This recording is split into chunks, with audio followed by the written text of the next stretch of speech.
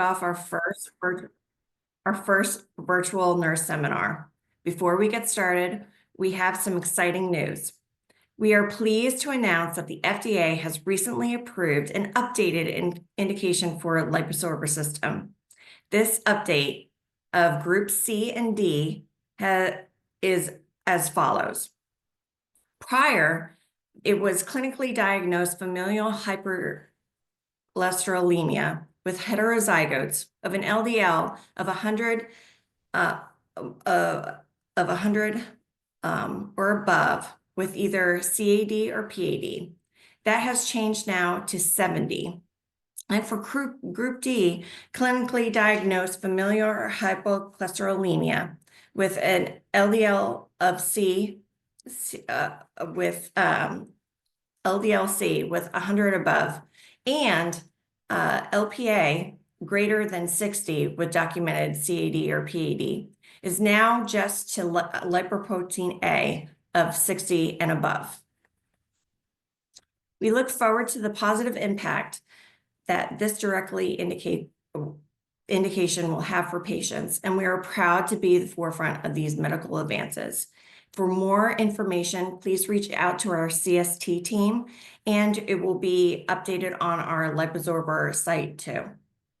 Throughout today's session, we'll explore the latest practices of troubleshooting and strategies and shaping the future of treating patients with LIPOSORBER. If you have any questions, please put them in the Q&A, and we will answer them when we're done with each talk. So let's dive in, and thank you again for being part of today's program. So before we get started, I just wanted to show you that new updated indication. And now we are going to get into our first speaker. And our first speaker is our Executive Vice President, Taku. Taku has been with Kanika for over 14 years, and he started his career with the company in Business Development Manager of Global Markets in East Asia. He then spent 10 years in the US and Germany as an expat. He did business development and management. He returned to Japan to be president of Biomaster Corporation, which is a subsidiary of Kanika for the past 4 years. And now he has returned back to the US, being our executive vice president for Kanika Medical America. Taku. Good morning, everybody. My name is Takuji Hasegawa. I am Executive Vice President of Kanika Medical America. So today, I'm honored to explain the Kanika Corporation as well as Kanika Medical America. So regarding Kanika Corporation, the Kanika Corporation is dreamology company. We make your dream and our dream come true, and try and error experience-driven company. And regarding Kanika Corporation at glance, we established September 1949, just after World War II, and annual turnover is US above 5 billion, and Japanese yen 762 billion Japanese yen, and number of employees is more than 10,000 employees. So it is so-called a big company, and our business, the Kanika Corporation's business, is composed of 4 solution units. The first one is material solution unit. That unit is mainly handling the plastics like polyvinyl chloride or polystyrene, or this kind of the plastics, and parts of aerospace and airplanes, of such kind of things. And second part is quality of life.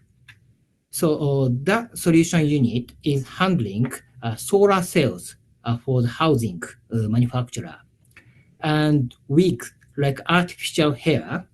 And important part is even the hair of Barbie doll is made by Kanika. And Then the healthcare solution unit, that unit that we are handling medical devices as well as intermediate of pharmaceuticals. And lastly, nutrition solution unit. Actually, we are the world #1 manufacturer of coenzyme Q10, and we have pharma in Japan, and we are making generating the milks and margarine, and some yeast for the bread. So let's go to our production and R2B activity span in global. In United States, we have headquarters, Kaneka America Holdings headquarters in Houston. And regarding medical devices, Kaneka Medical America, we have headquarters in New York. And we have other 2 subsidiary companies in Ohio and California. And regarding our, innovative center, it's the research center in California, in Northern California. So lastly, regarding last part of Kaneka Corporation, actually one of our, the main new technology is regenerate, environmental problem. We are handling environmental problem. And we are making biodegradable the plastics. So this is a part of Japanese TV. So right now we are providing biodegradable plastics to the market. So then let's go to medical solution vehicle, means the medical devices. So our product pipeline composed of 4 parts: blood management, vascular intervention, GI-EP surgical, and cell therapies. So regarding blood management, actually this part, our business come from 45%. And LIPOSORBER, as you familiar with the device, we are, we are dealing with FSGS, PAD. And dialysis-related amyloidosis, we are providing the Lixel other apheresis device. Then the vascular intervention, actually the half of our business come from this vascular intervention. We are #1 manufacturer of the PTA and PTCA balloon in Japan, and aspiration catheter, and dual lumen catheter. These the coronary or vascular related catheters are our main product line, and we are providing aneurysm embolization coils for neuroaneurysm, and we are providing this device in United States as well. And then the GI stands for gastrointestinal and electrophysiology and surgical devices. And the last part is cell therapies. We are, the one of the supplier of, regenerative medicines. So we are having cell concentration device, and we are having the medical, the hospital clinic under Kaneka, and providing cell therapy services. And here is medical SV, R2B, and manufacturer locations. There are 7 locations, 7 locations all over the world, and 6 out of 7 are located in Japan.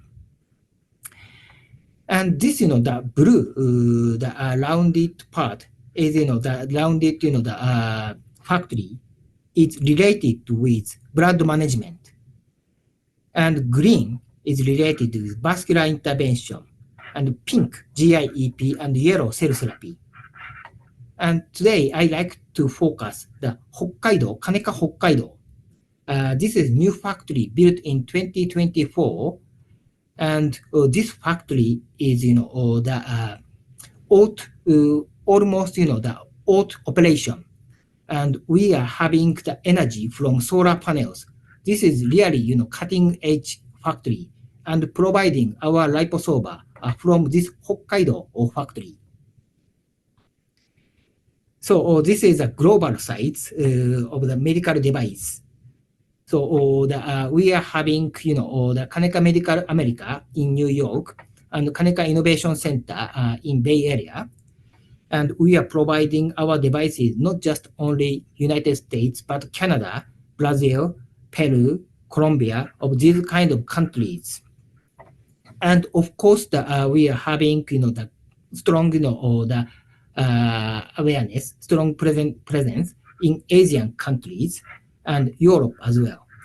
And right now, we are shipping our devices all over the world, more than 70 countries. So thank you very much for listening to my explanation regarding Kaneka Corporation. And thank you very much for coming this meeting today.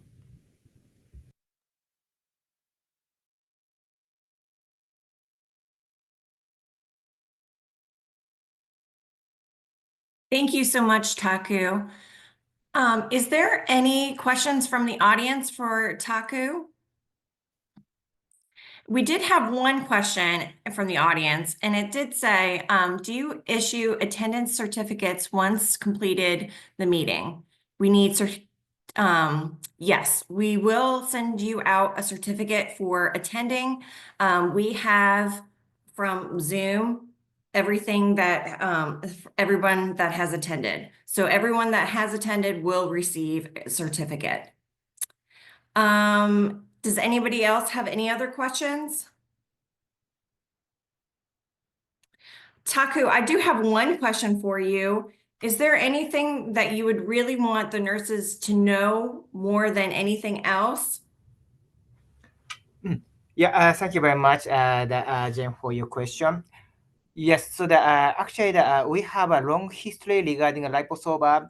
So that all the I do respect this our the safety and history of the LIPOSORBER. So today all the I like all the attendees to understand the LIPOSORBER more, and all the to grab the one or anything one LIPOSORBER's advantage from today's lecture. Thank you, Taku. I really appreciate it. So we're going to move on to our next speaker. Our next speaker is Jen Dietzel. She is a medical science liaison for our medical affairs team here at Konica, a role she has held for over a year, currently based in Jersey City, New Jersey. She earned her medical degree from the University of Wisconsin and her undergrad from Duke University. Prior to joining Konica, she focused on cervical cancer medical device research. Jen is passionate about leveraging technology and medical device to improve patient care and quality of life, while also providing approachable, easy to understand education to both healthcare providers and patients. Outside of work, she enjoys exploring new restaurants, biking, watching college basketball with her husband. So thank you, Jen. We appreciate it.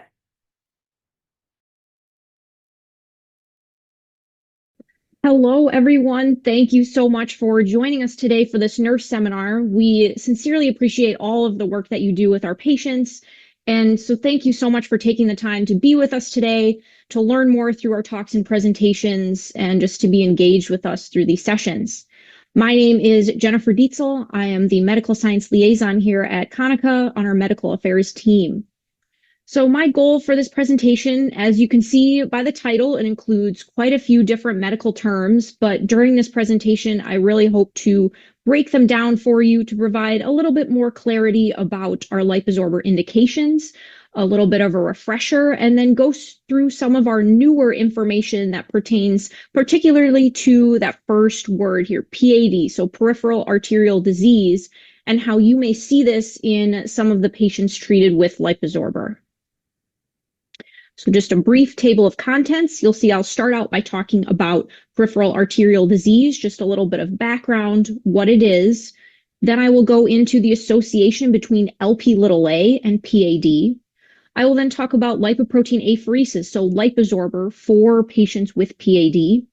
And then we'll totally switch gears at the end and just do a very brief FSGS refresher, because FSGS is another one of the buckets that we have an indication in. So I'll just go through that very briefly at the end. So a few big objectives for this talk. In about the next 30 minutes or so, I'll go through first, I'll review the indications and disease states for LIPOSORBER. So just a refresher on our indications with a particular focus on PAD and what this means in the context of PAD. We'll then understand PAD. I will define it and its pathophysiology, and I will highlight the prevalence and impact of PAD on patients' quality of life. I will discuss the benefits of lipoprotein apheresis for PAD patients. So I will go into some of the studies that look at some benefits for using this to manage PAD, and then discuss, like I said, the clinical evidence that supports its use.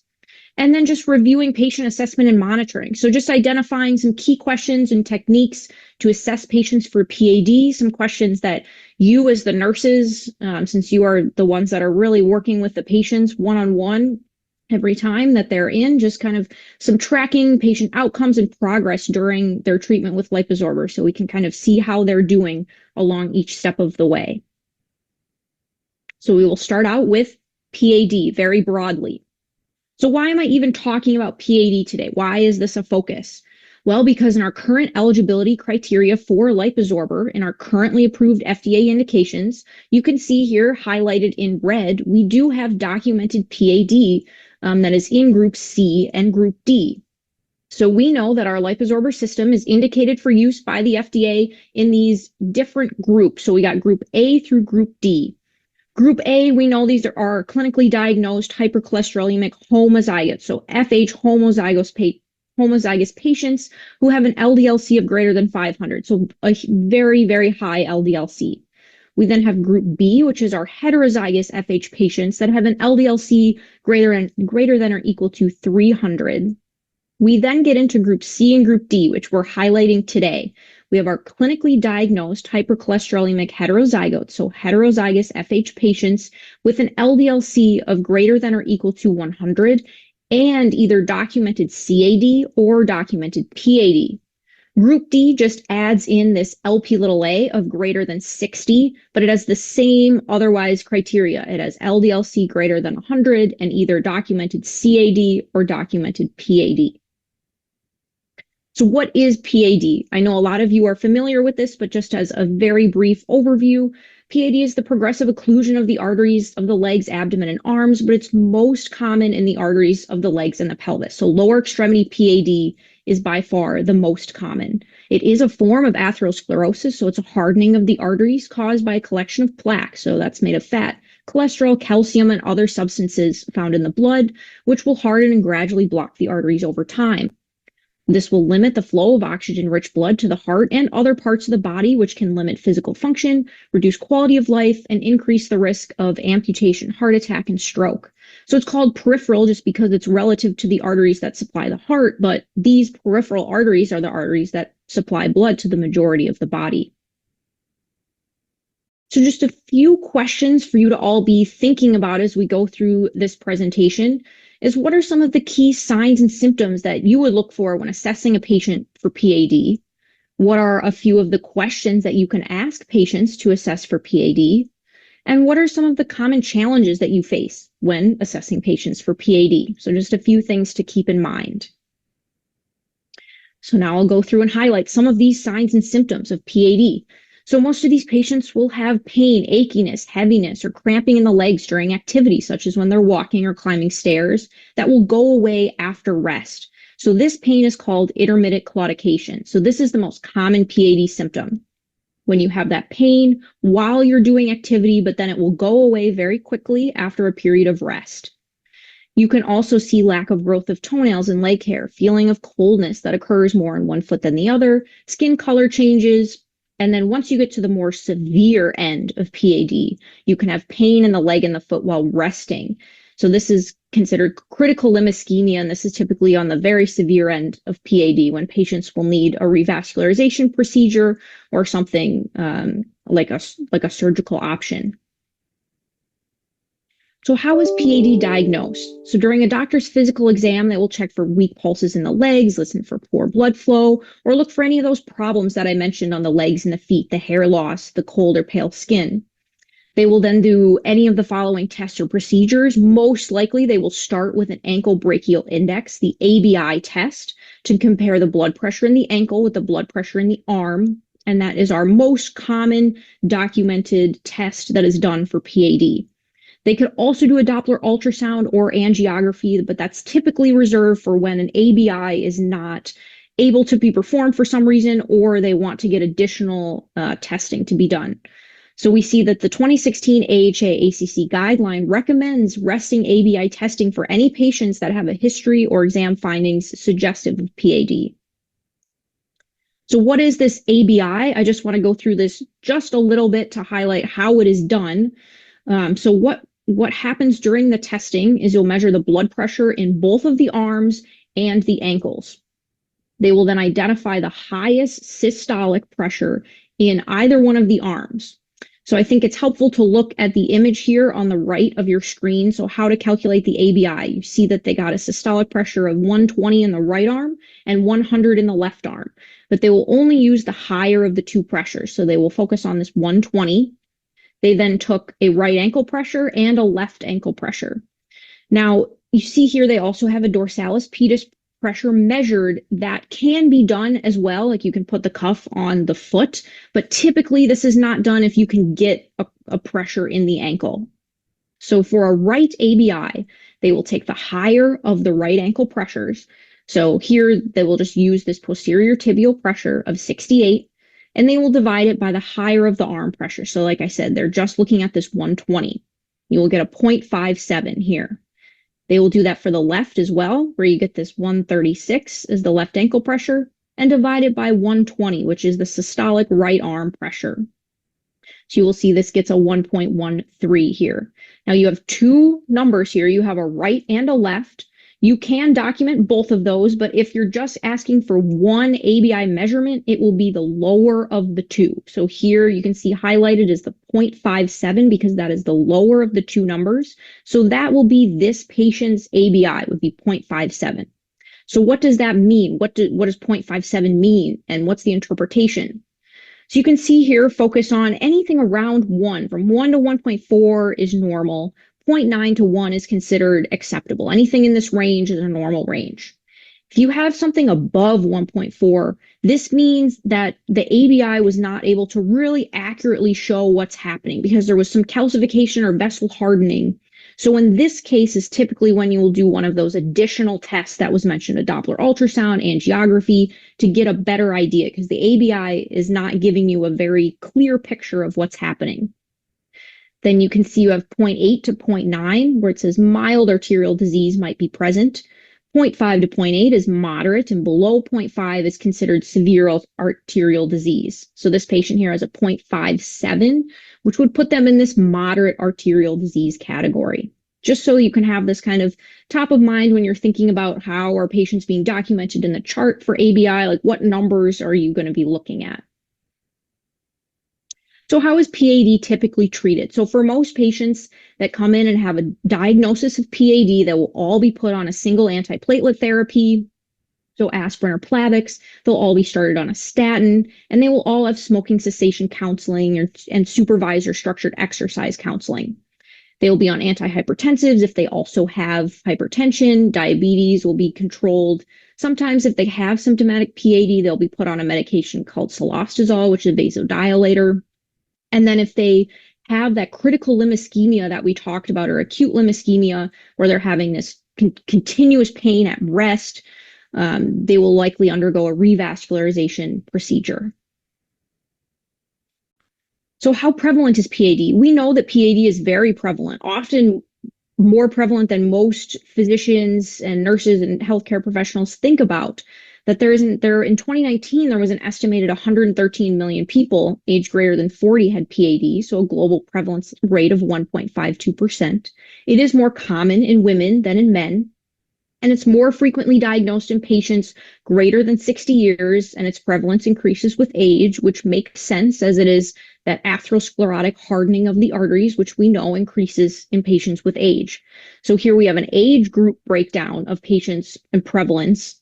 So once patients are over 80, there's a 16% prevalence of PAD in this age group. So risk factors for symptomatic PAD, we know that these risk factors are tied to many other conditions that happen with age: high fasting plasma glucose, high systolic blood pressure, tobacco use, kidney dysfunction, diet high in sodium, and lead exposure. Those are the modifiable risk factors that we talk about for PAD. We know that diabetes increases the risk of PAD by 3 to 4-fold, and the risk of claudication by 2-fold. Most patients with diabetes have other cardiovascular risk factors that will also contribute to the development of PAD. So we can see in this odds ratio chart that's presented on the right, diabetes and smoking have that 3 to 4-fold increase in risk of getting PAD. And then there's other things as well that are about the 1 to 2-fold increase in odds ratio that we see here. The things that are mentioned: hypertension, dyslipidemia, renal insufficiency, elevated C-reactive protein, things like that. I just want to briefly touch on something called the Rutherford classification, which is our clinical classification system for describing the categories of PAD that really looks at the clinical symptoms and the objective findings. So just to touch on, we have these grades and these categories. Really anything that is over category 3 or over grade 1, so grade 2 and 3 and category 4, 5, and 6, this is something that is very severe. The patient is experiencing pain at rest. They are really already in that kind of critical category. So most patients will kind of start out in this category 1, 2, or 3 of mild, moderate, or severe claudication, which will kind of depend on how much pain they're having when they're walking, and then how quickly it goes away after rest. So you will mostly see those, and then just to kind of highlight that once it gets into the grade 2, 3, category 4, 5, 6, that's a very severe level of the staging system for PAD. I will now be talking about the association between Lp(a) and PAD. So what do we know about Lp(a)? You have probably heard about this. It's becoming more common in the medical settings to really talk about Lp(a). So what is it? It has a high structural homology to LDL, but it has an ApoB100 to which a specific ApoA is covalently attached. So it's similar, it just has a few different attachments than the typical LDL-C molecule has. And we know that this molecule is pro-atherosclerotic and pro-thrombotic. So it can lead to the development of these plaques that we know about that are particularly implicated in atherosclerosis and PAD. It can also be implicated in thrombosis, so kind of lead to these thrombotic masses that can break away. And we see this in PAD. We have the abnormal narrowing of the arteries, which Lp(a) we know is very significantly implicated in kind of contributing to that formation of the plaque and the narrowing of the arteries. Why test for Lp(a)? I touched upon this a little bit, but it's an independent risk factor for coronary artery disease, PAD, cerebrovascular disease, aortic stenosis. So testing for Lp(a) can be done to identify additional risk in patients who maybe don't have any other major risk factors currently. They do have that family history of early ASCVD, or they have progression or recurrence of PAD after medical management. So they are kind of dealing with they're medically managing their PAD, but it's not getting better, or they have a revascularization procedure and the PAD comes back right away. So what's happening? What's going on that's making this PAD kind of come back? And we're thinking that a lot of that can be due to Lp(a). What do the Lp(a) testing results look like? What's normal? What's elevated? Well, sometimes this is done in milligrams per deciliter. There are no international standards for this, so sometimes you'll also see it reported in nanomoles per liter. But here for milligrams per deciliter, I broke it down here. Anything less than 30 is considered normal risk, and then anything kind of in this 30 to 50 is an intermediate risk, elevated, 51 to 180. Anything over 180 milligrams per deciliter is considered extremely elevated risk. but these levels kind of are a very continuum of risk. There's no set point where it's this is high and this is low. This just points to a paper that kind of links these high Lp(a) levels to major adverse limb events. So we know that's an amputation, a revascularization procedure. So they looked at a really large group of patients in France, and they said they broke these patients down by their Lp(a) levels, and they put them into categories. Patients who were in this category of very high Lp(a), so greater than 134 milligrams per deciliter, you can see that 12.2% of these patients had PAD as compared to people with normal Lp(a) or high, that was only a 6.2% or 7.7%. So this is a very significantly elevated proportion of these patients who independently have very high Lp(a) and also had PAD. What do the guidelines say about Lp(a) testing in clinical practice? So in 2024, the NLA said that Lp(a) level should be measured at least once in all adults. Like I said, Lp(a) is a continuum of risk. You can see that on this image. There's low risk, and they also have the nanomole per liter in this image as well. That anything less than 75 nanomoles per liter is considered low risk, or less than 30.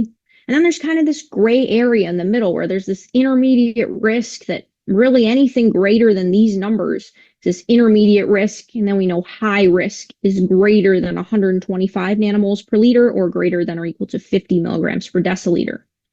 So Lp(a) risk categories apply across races and ethnicities, and high Lp(a) levels warrant early and more intensive risk factor management because we know that it is a key contributor to PAD and other ASCVD. Looking at one study here very briefly, this is called the COPART study, and this was a cohort study that described cardiovascular risk factors, clinical presentation, and prognosis in hospitalized patients who had PAD.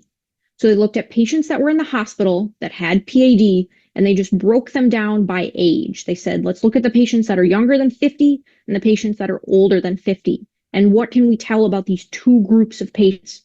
And what they found that I highlighted in red here was that the patients who were younger than 50, who had PAD, were hospitalized, they had an Lp(a) level that was on average 89.8 milligrams per deciliter, whereas the patients that were older than 50 only had an Lp(a) on average of 19.9. So you can see that these patients who were younger, who had PAD, on average had a higher Lp(a) level, which can kind of lead us to think that there's something going on with this Lp(a) that could be contributing to these younger patients having PAD. So what were the takeaways from this study? Like I already mentioned, these young patients with PAD have specific risk factors. They were also more likely to be active smokers, have low HDL-C, which we know is the healthy form of cholesterol that can kind of help take away some of the LDL-C and take it back to the liver, and also high Lp(a) levels. So we know that these are the key components of PAD in these younger patients. So it's kind of trying to make us think of what might be going on here with the Lp(a). I will now focus on lipoprotein apheresis or using LIPOSORBER for PAD and what data do we have? What do the studies look like on how this is useful for these patients? So the mechanisms and clinical benefits of lipoprotein apheresis. So what do we know about how using this works in the body to provide clinical benefits? So we know that it improves blood flow. It improves endothelial dysfunction. So all of those things can help with symptom relief. If you're enhancing blood flow, you're really helping to allow the blood to flow to all of these areas. You're enhancing serum levels of nitric oxide and bradykinin, which we know helps enhance blood vessel relaxation, reduces inflammation, which can all help reduce symptoms. We have also seen that it increases serum levels of VEGF, which we know helps with new blood vessel growth, angiogenesis, which can help create alternative blood flow pathways in patients that are having a lot of restricted blood flow due to PAD. We also see reduction of adhesion molecules on monocytes. So that can also help with this like reduction in plaque formation, reducing the risk of kind of these atherosclerotic plaques to form, which ultimately will reduce the risk of complications associated with PAD. I'm now going to briefly go through a few of the particular studies that looked at patients with PAD and elevated Lp(a) who underwent lipoprotein apheresis. So this one is called the Polar study, and this looked at 10 patients who had severe PAD and isolated elevated Lp(a) who underwent a revascularization procedure. They then, after they went through the revascularization procedure, they had weekly lipoprotein apheresis sessions. So you can see here on the right, this is just looking at their Lp(a) levels. So they all started on average before their first session with a very elevated Lp(a) of on average 156.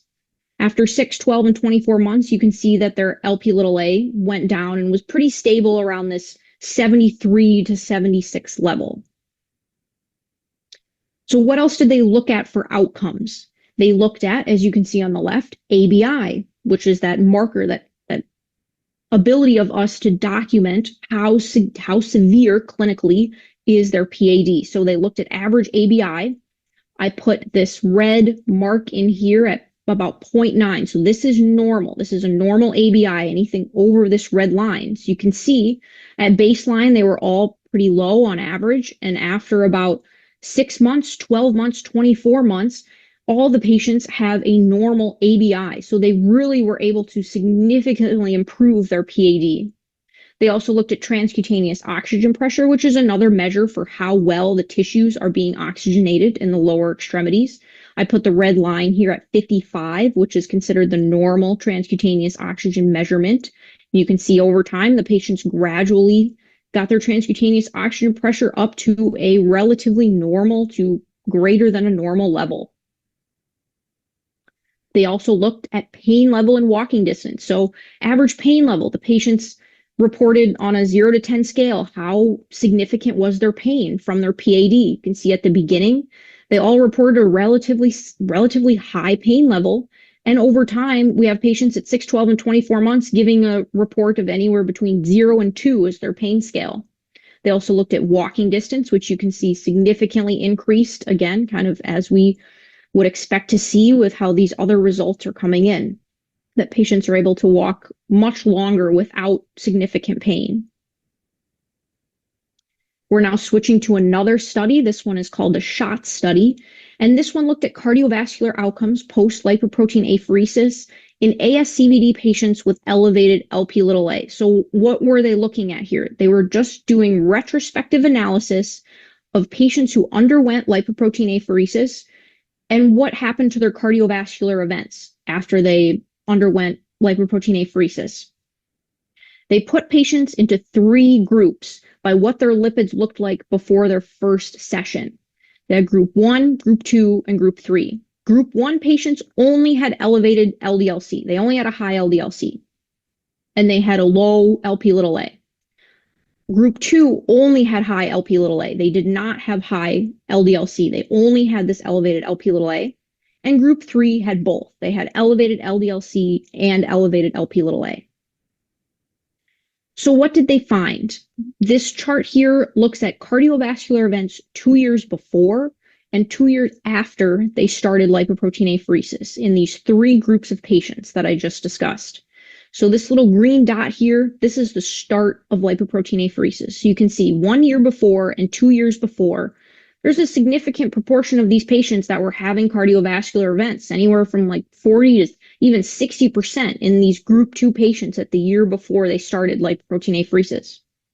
Then you can see 1 year after and 2 years after the significant decrease in cardiovascular events. So the reduction in this little green arrow shows that these group 1 patients had a reduction of 53% reduction in cardiovascular events.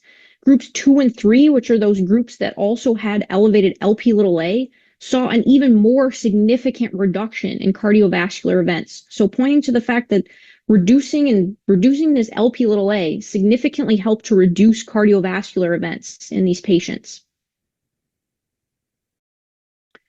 This is one last study here. This is called the PRO-A-LIFE study.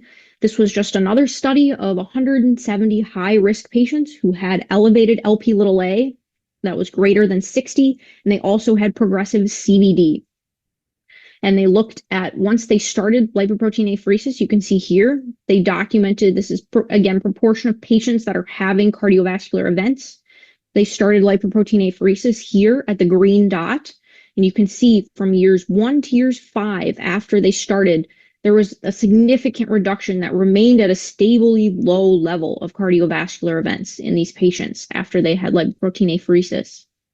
So the key takeaway from all of these studies that I just showed with lipoprotein apheresis in patients with PAD is that it's a very effective and well-tolerated therapeutic tool that significantly reduces the cardiovascular events in these FH patients who had progressive cardiovascular disease and an elevated Lp(a). And just to touch on the particular results of this pro-life study, the annual incidence rates of MACE, so major adverse cardiovascular events, were reduced by 85% within 5 years of initiating lipoprotein apheresis. So that was the percent reduction in rates of cardiovascular events that they saw after starting lipoprotein apheresis on these patients. And these patients in this study in particular, Pro-A-Life was not looking at patients with particular PAD. They had some type of progressive cardiovascular disease. Some of them have PAD, not all of them had PAD. The previous 2 studies, they were only looking at patients with PAD and elevated Lp(a), just to clarify that. But this main takeaway applies to all of these studies, is that is really what they found. Patients did not have significant adverse events that were documented in any of these studies. It was very well tolerated, and it significantly reduced the cardiovascular event rate. All right, for the next just few minutes, I'm going to switch gears and talk about FSGS, so focal segmental glomerular sclerosis, which is the other bucket of indications that we have for the liposorber system, for lipoprotein apheresis. So just a little background on this slide. This is just a general about FSGS. So we know that FSGS is a progressive kidney disease characterized by a histopathologic pattern of injury. It is currently the most common primary glomerular disease, leading to chronic kidney disease in the US, and it's the leading cause of kidney disease worldwide. So it is a very prevalent kidney disease overall. It is estimated to be responsible for 40% of adult nephrotic syndrome and 20% of pediatric nephrotic syndrome. There's more than 5,400 FSGS patients are diagnosed in the US annually. In adults, it's more common in males with an approximate 1.5-fold increased incidence compared to females. And the incidence of FSGS is around 4 times higher in Black patients compared to white patients. So this is just a little bit of background about FSGS as a kidney disease for those of you who are unfamiliar with it or may not see this every day or very often at all. So what is our indication for use in FSGS patients? So our LIPOSORBER LA15 system is indicated for use in the treatment of adult and pediatric patients with nephrotic syndrome that's associated with primary focal segmental glomerular sclerosis, when standard treatment options, including corticosteroids and/or calcineurin inhibitors, are unsuccessful or not well tolerated, and the patient's glomerular filtration rate, or their GFR, is greater than 60, or FSGS recurs and the patient is post-renal transplant. So if FSGS recurs after a patient has a renal transplant, they don't need any of these things, they don't need to have a particular GFR. They are eligible for the treatment. And then just to mention that LIPOSORBER is an FDA-authorized humanitarian use device for the treatment of these patients. So we are FDA approved. We are just under this humanitarian use device bucket because of the number of patients that have this each year in the US. It's less than 8,000 patients have this disease, so we can kind of be categorized as a humanitarian use device for FSGS. What is the treatment protocol for patients who have FSGS? Well, as it mentions here, it's only 12 treatments over 9 weeks. So the therapy course is considered a first course, is 2 sessions per week for 3 weeks. The second course is 1 session per week for 6 weeks. And then you can see at the bottom, it mentions prednisone is added on during that second course. So they'll add a steroid to the second course of treatment when the patient is getting 1 session per week for 6 weeks, as that is proven to be effective and really help when you add in that steroid during the second course. So this is the treatment protocol. Sometimes it can be extended if the physician feels like they want to do it again or the patient will benefit from more treatments. But this is kind of the main treatment regimen that has been studied in our studies for FSGS is just 12 treatments over 9 weeks for these patients. And we have seen very significant benefits. Typically, most of our studies show that approximately 50% of patients will have remission of their nephrotic syndrome. So they will not have so much protein in their urine after the completion of the treatment, and they will really have good benefits from that and see very much success from using this for FSGS. So that's just a little bit of a very quick overview for FSGS, in addition to all of the information presented about the first bucket, which was FH, LP(a), and PAD. And that is all that I have for you today. So thank you so much for listening attentively. I'm very happy to take questions during our dedicated question and answer time, or feel free to reach out to me via email at any time. I've put my email here on the screen, or it will be easily available to you. And I'm happy to take any questions at any time. I really love discussing this with you all. And thank you again for all of the work that you do for our patients. It is very much appreciated. Thank you, Dr. Dietzel. We really appreciate that great presentation. I just want to bring to attention real quick that that when we did tape her presentation, it was actually before we got approval from the FDA about our new updated indication. So I just wanted to remind everybody that the new updated indication is this slide below. Now, do we have any questions from the audience for Dr. Dietzel? I do think we have one. We do have one question. Dr. Dietzel, if you can help answer this. Is Rheacarna columns used widely outside of Japan? No, as of right now, my understanding is they are only being used in Japan. It's something that's, on the horizon that we're still keeping our eyes open to, but as of right now, no, not in the US. And then one other question is, do you know about how many centers currently, LIPOSORBER centers currently are treating for PAD? For PAD, we have a handful of them that the physicians have been really kind of keyed into this kind of portion of our indication. We have some centers in California that are really kind of spearheading this and have had some really good results from patients that Dr. Dalal will show in her next presentation, kind of some of our first kind of a really nice visual on healing after a patient with PAD used LIPOSORBER. So we have a handful of patients and centers around the US. This is why we're really trying to get the education out there that this is something that is within our approved indication, so that physicians, the more awareness there is by physicians and nurses and the entire healthcare team, the more patients we will be able to treat that are kind of more on the peripheral arterial disease spectrum within our indication. Perfect. Well, thank you so much. And we're going to move on to our next speaker. Our next speaker is Dr. Dalal. Sonar Dalal is I'm sorry, let me stop sharing this real quick. Sorry about that. So Dr. Dalal is a medical advisor, is with medical affairs and clinical development manager at Konica Medical America. She's based in Houston, Texas, with a medical doctorate and over 12 years experience. She bridges her gap between cutting-edge science and patient care, leveraging her advanced analytical skills to translate complex medical data into impactful strategies that drive innovation in healthcare, ensuring life-challenging treatments are accessible to the patients who need them the most. Thank you, Dr. Dalal, and we look forward to your presentation.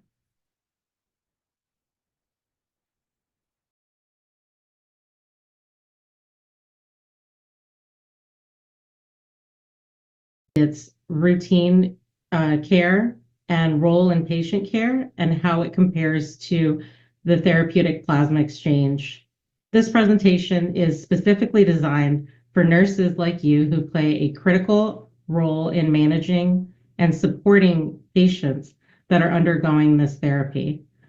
Let me start out with a fact. Did you know that AHA recently published a scientific statement highlighting the use of lipoprotein apheresis as a life-saving intervention for patients who have extreme elevations in lipoprotein(a) and severe cardiovascular risk? So due to its benefits, lipoprotein apheresis is still underutilized. And that's why your role as healthcare providers is so extremely essential. So the topics that we're going to be covering today are going to be, first, we'll be exploring AHA's scientific statement and its recommendations regarding lipoprotein apheresis. Then we'll go to compare and contrast lipoprotein apheresis with TPE, clarifying their differences in clinical application. Finally, I'll present a real-world case study of a patient with peripheral artery disease who has achieved remarkable results with lipoprotein apheresis. By the end of the session, my goal is to equip you with the knowledge to confidently discuss lipoprotein apheresis with your team and understand the unique benefits compared to TPE and recognize its potential to transform the lives of patients with conditions like PAD. Let's get started. A new scientific statement from AHA has shed some light on underutilized implementation of lipoprotein apheresis as an intervention for children and adults with FH, or familial hypercholesterolemia. These elevated Lp(a) and LDL-C is demonstrated in FH, which is a genetic disorder that's characterized by significantly high levels of LDL-C, which will increase their risk for premature cardiovascular disease. It is caused by a mutation in the genes involved in LDL metabolism. So the genes that are most commonly affected are LDLR, ApoB, or PCSK9 genes. The types of familial hypercholesterolemia are heterozygous familial hypercholesterolemia, which is inherited from one parent.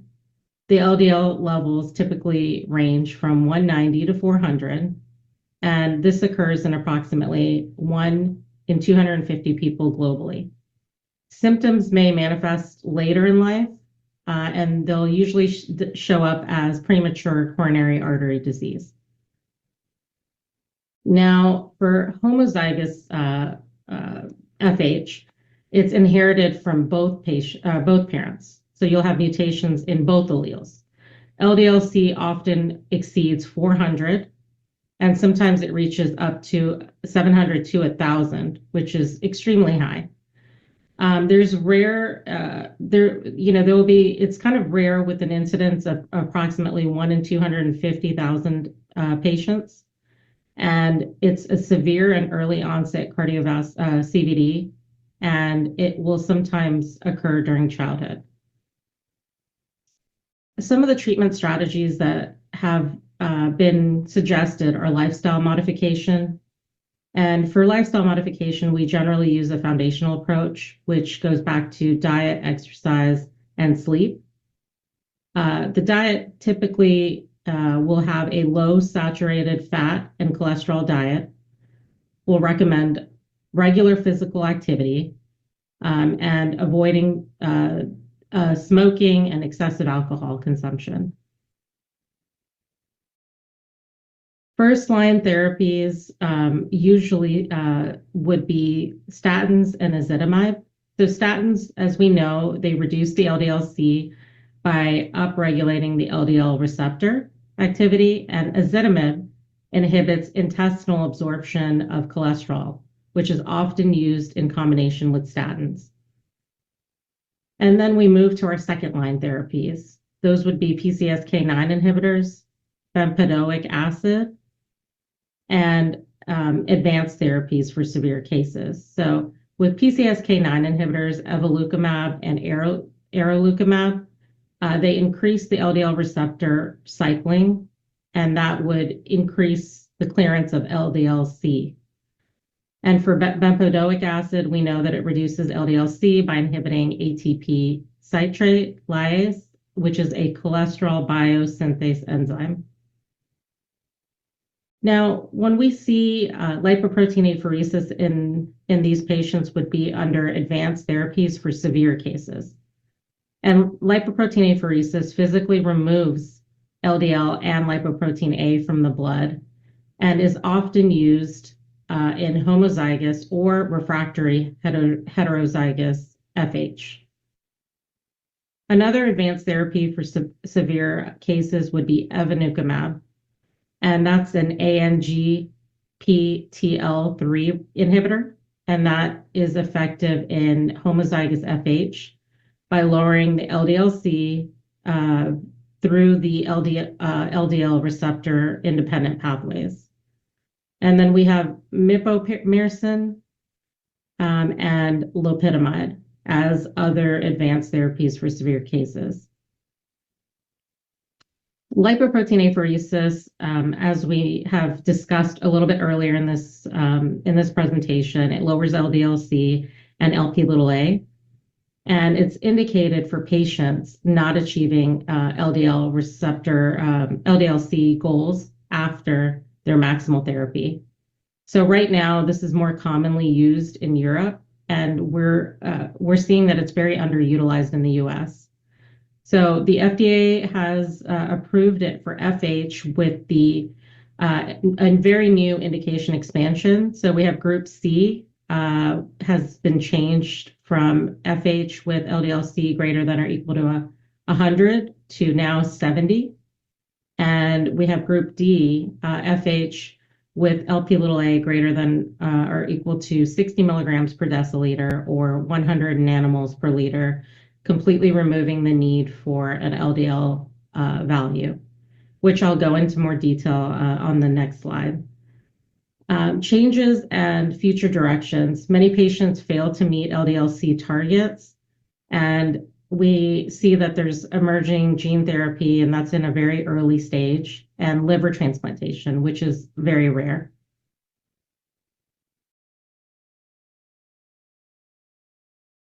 So moving to the overview of lipoprotein apheresis, this is an image that was depicted in our AHA statement. And this is, stating basically that lipoprotein apheresis is an advanced therapy, and it's designed to lower the LDL-C and the lipoprotein A levels in patients with FH and documented cardiovascular disease. It offers significant clinical benefits for patients who remain at high risk despite being on other lipid-lowering therapies.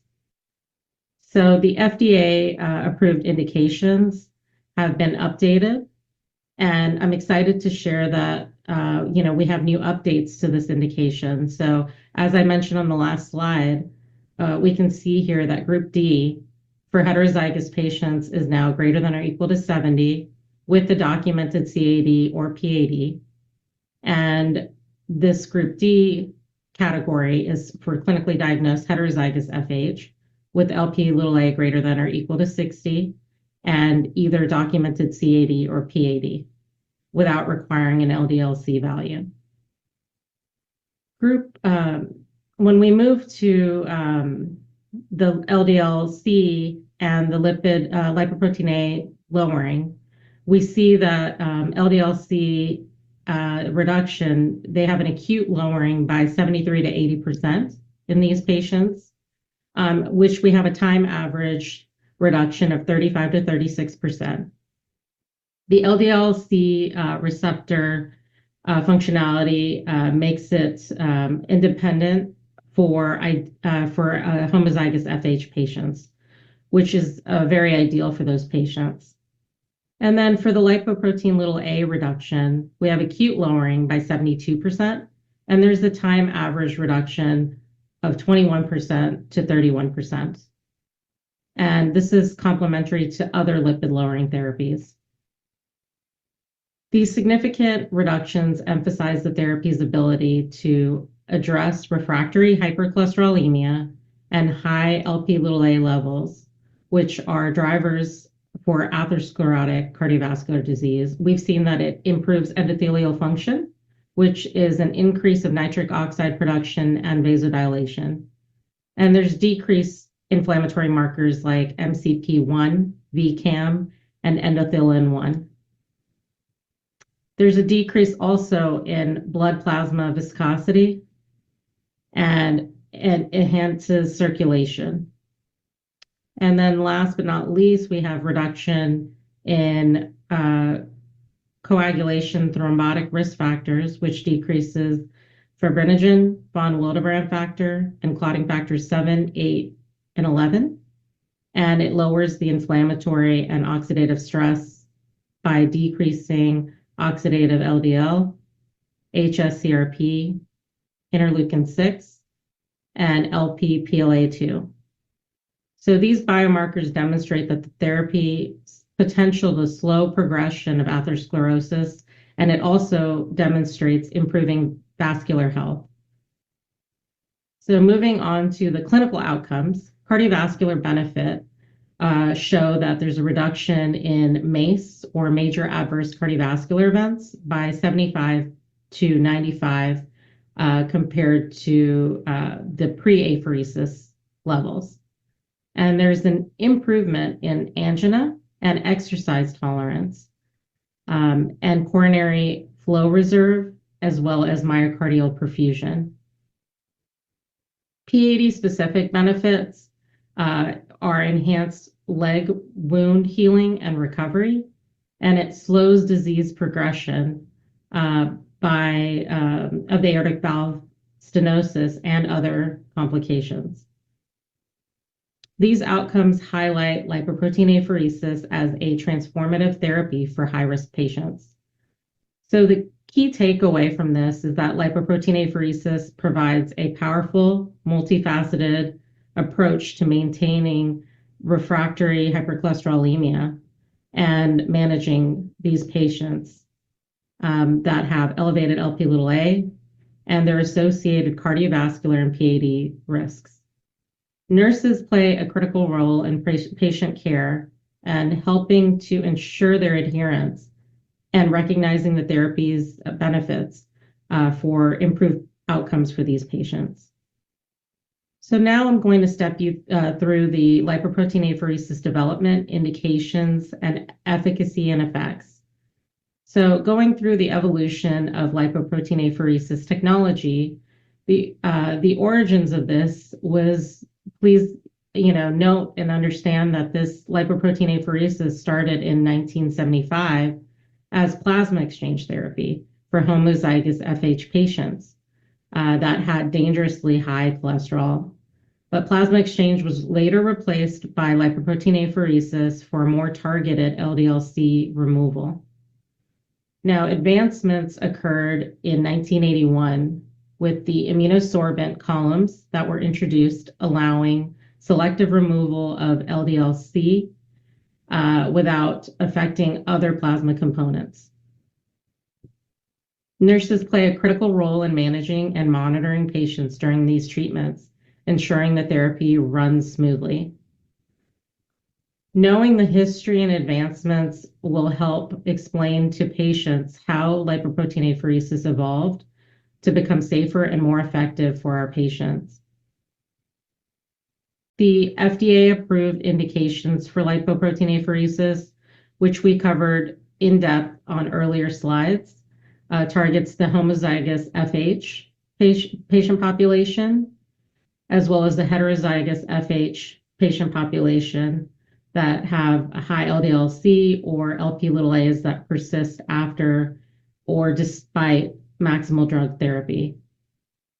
Additional criteria that are included would be it requires documented cardiovascular disease such as CAD and PAD, and nurses can help identify candidates for lipoprotein apheresis by recognizing patients with these risk factors who are not responding to their standard medications. Understanding the insights will help you advocate for high-risk patients and educate them about why lipoprotein apheresis might be necessary. Moving into efficacy, acute reductions of LDL-C and Lp(a) can reach up to 85%. And the time average reductions dependent on the treatment frequency. So in biweekly sessions, we see 35% for homozygous and roughly 22% for heterozygous. But for weekly sessions, we see 70 to 80% for homozygous FH patients. Triglycerides are, we see where there's an acute reduction that occurs, but rapid rebound limits its effectiveness in managing hypertriglyceridemia. So monitoring lipid profiles pre and post-treatment is critical to tracking efficacy and optimizing the frequency of therapy. For additional vascular and biomarker effects, the vascular benefits include increased nitric oxide levels that will improve blood vascular relaxation and function. Also, reduced inflammatory markers such as MCP1, BCAM1, and hsCRP. That's what promotes our arteries to be healthier. And now rheology enhancements are demonstrated by lipoprotein apheresis, improving blood flow by decreasing the viscosity and improving red blood cell flexibility. Explaining these benefits to patients can help improve adherence by showing that the therapy improves more than just the cholesterol levels. And for clinical impacts beyond lipoproteins, HDL modulation, lipoprotein apheresis does not significantly lower HDL, but improves its composition, which can enhance cardiovascular protection.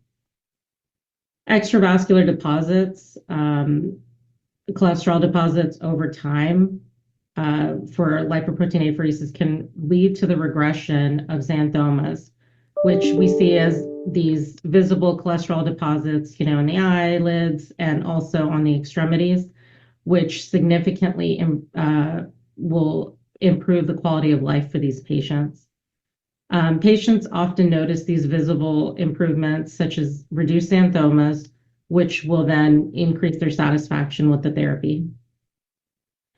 So to summarize, and key points for you to take home is monitoring and education. Nurses are essential in educating patients about how lipoprotein apheresis works, monitoring for the side effects, and supporting adherence to the treatment therapy. And also remembering that advocacy for recognizing high-risk patients, those with homozygous FH, heterozygous FH, CAD or PAD patients, and advocating for appropriate therapies that can save their life. And also the patient experience, sharing tangible benefits such as improved blood flow and reduced cardiovascular risk will help motivate patients to continue their therapy as they're starting to see improvement in their quality of life. Now moving into lipoprotein apheresis and ASCVD outcomes. Observation for key observational evidence is key. Data on lipoprotein apheresis's impact on atherosclerotic cardiovascular disease, or ASCVD, primarily comes from prospective and retrospective studies rather than from randomized control trials. And as we know, for lipoprotein apheresis, there are ethical challenges, such as the need for a sham procedure for randomized control trials, which make these trials difficult to conduct. Therefore, we have a number of prospective trials and retrospective trials so that we can remain ethically within our realm.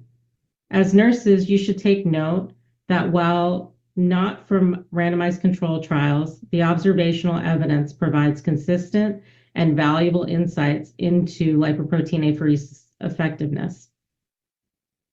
Consistent global findings, outcomes for Germany, Japan, and the US and UK show consistent cardiovascular benefits across different populations and long-term follow-ups. This global consistency reinforces the reliability of lipoprotein apheresis as therapy for high-risk patients. Recognize that observational guidance is robust and provide meaningful evidence to guide the therapy recommendations for the patient care. So moving into comparative benefits of lipoprotein apheresis, drug therapy and lipoprotein apheresis. Combining lipoprotein apheresis and drug therapy offers significantly better outcomes than drug therapies alone. And nurses can play a key role in patient education, highlighting the importance of adhering to both therapies.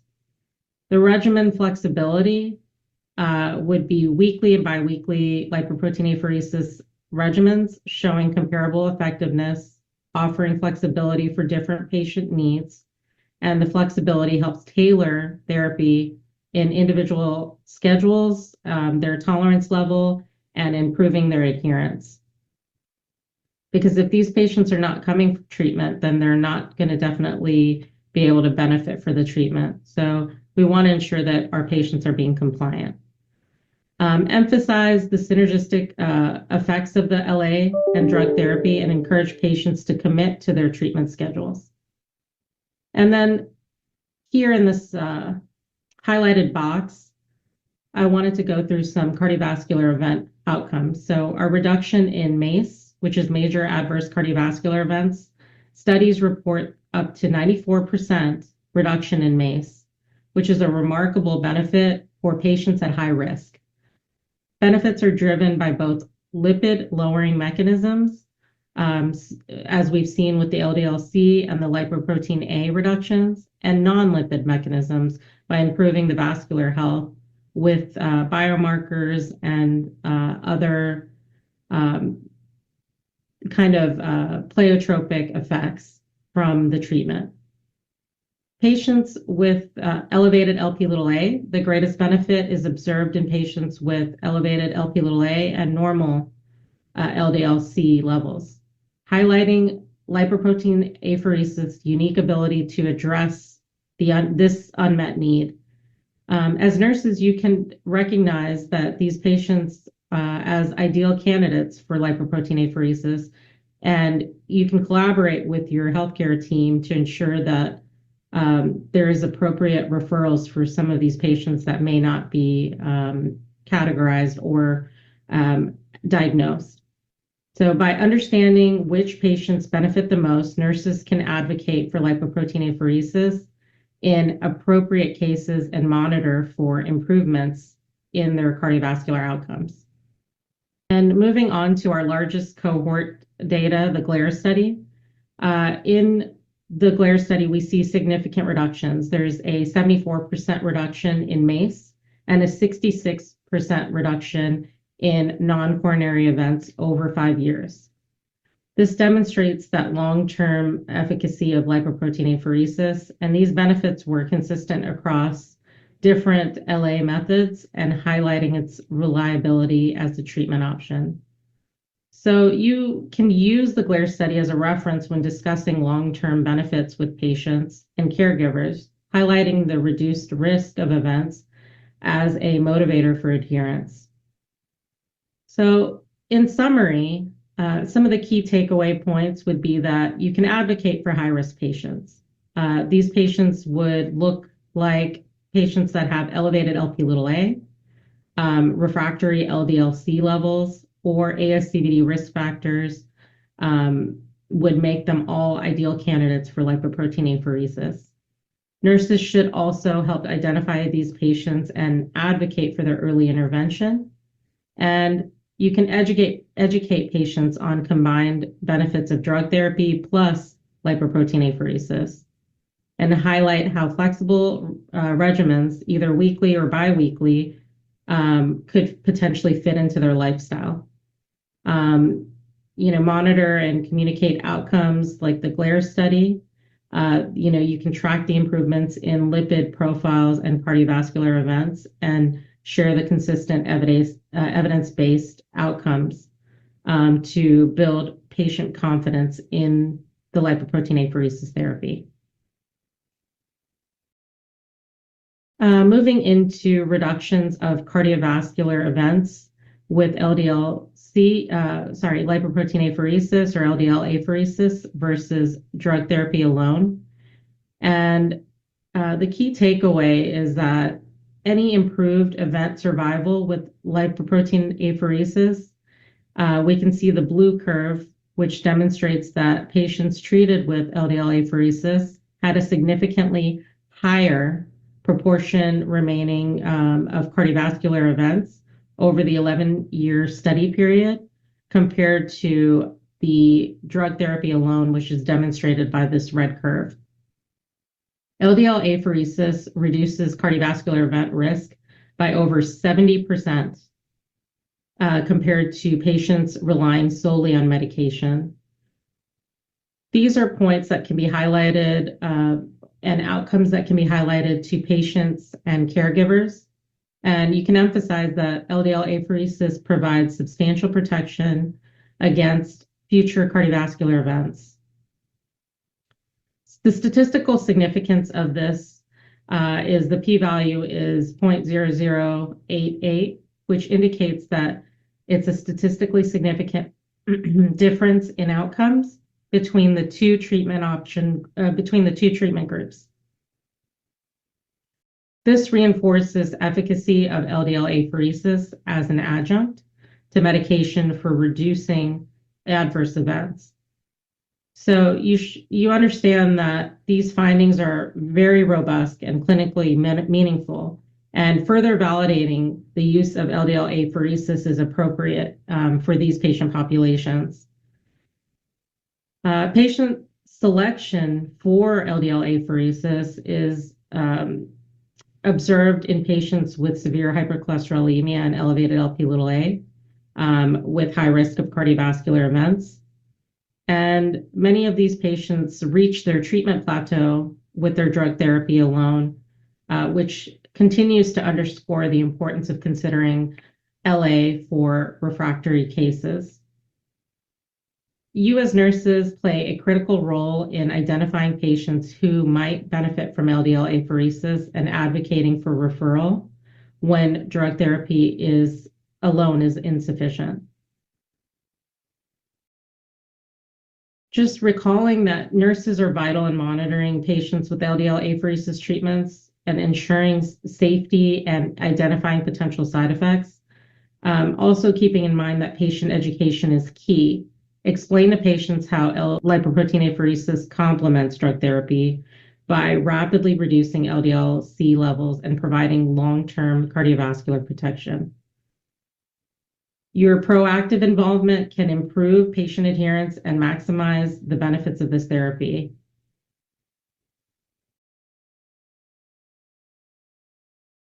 And moving on to our next slide, lipoprotein apheresis in practice, expanding access and implementing lipoprotein apheresis therapy. So let's discuss the current state of lipoprotein apheresis therapy, where we can focus on the availability, the implementation, and how you as nurses can contribute to expanding access to this life-saving intervention. So availability challenges that we are facing is one of the biggest barriers is the limited availability. In the US, there are very few lipoprotein apheresis centers, and many patients are living more than 300 miles away from their nearest facility. So despite approximately 11,000 to 15,000 patients that are eligible, only 400 are currently receiving treatment therapy. So this is a very big gap in the care for these patients.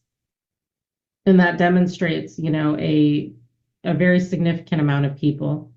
Many patients with homozygous FH or heterozygous FH or elevated Lp(a) could benefit from lipoprotein apheresis. They simply don't have access to it.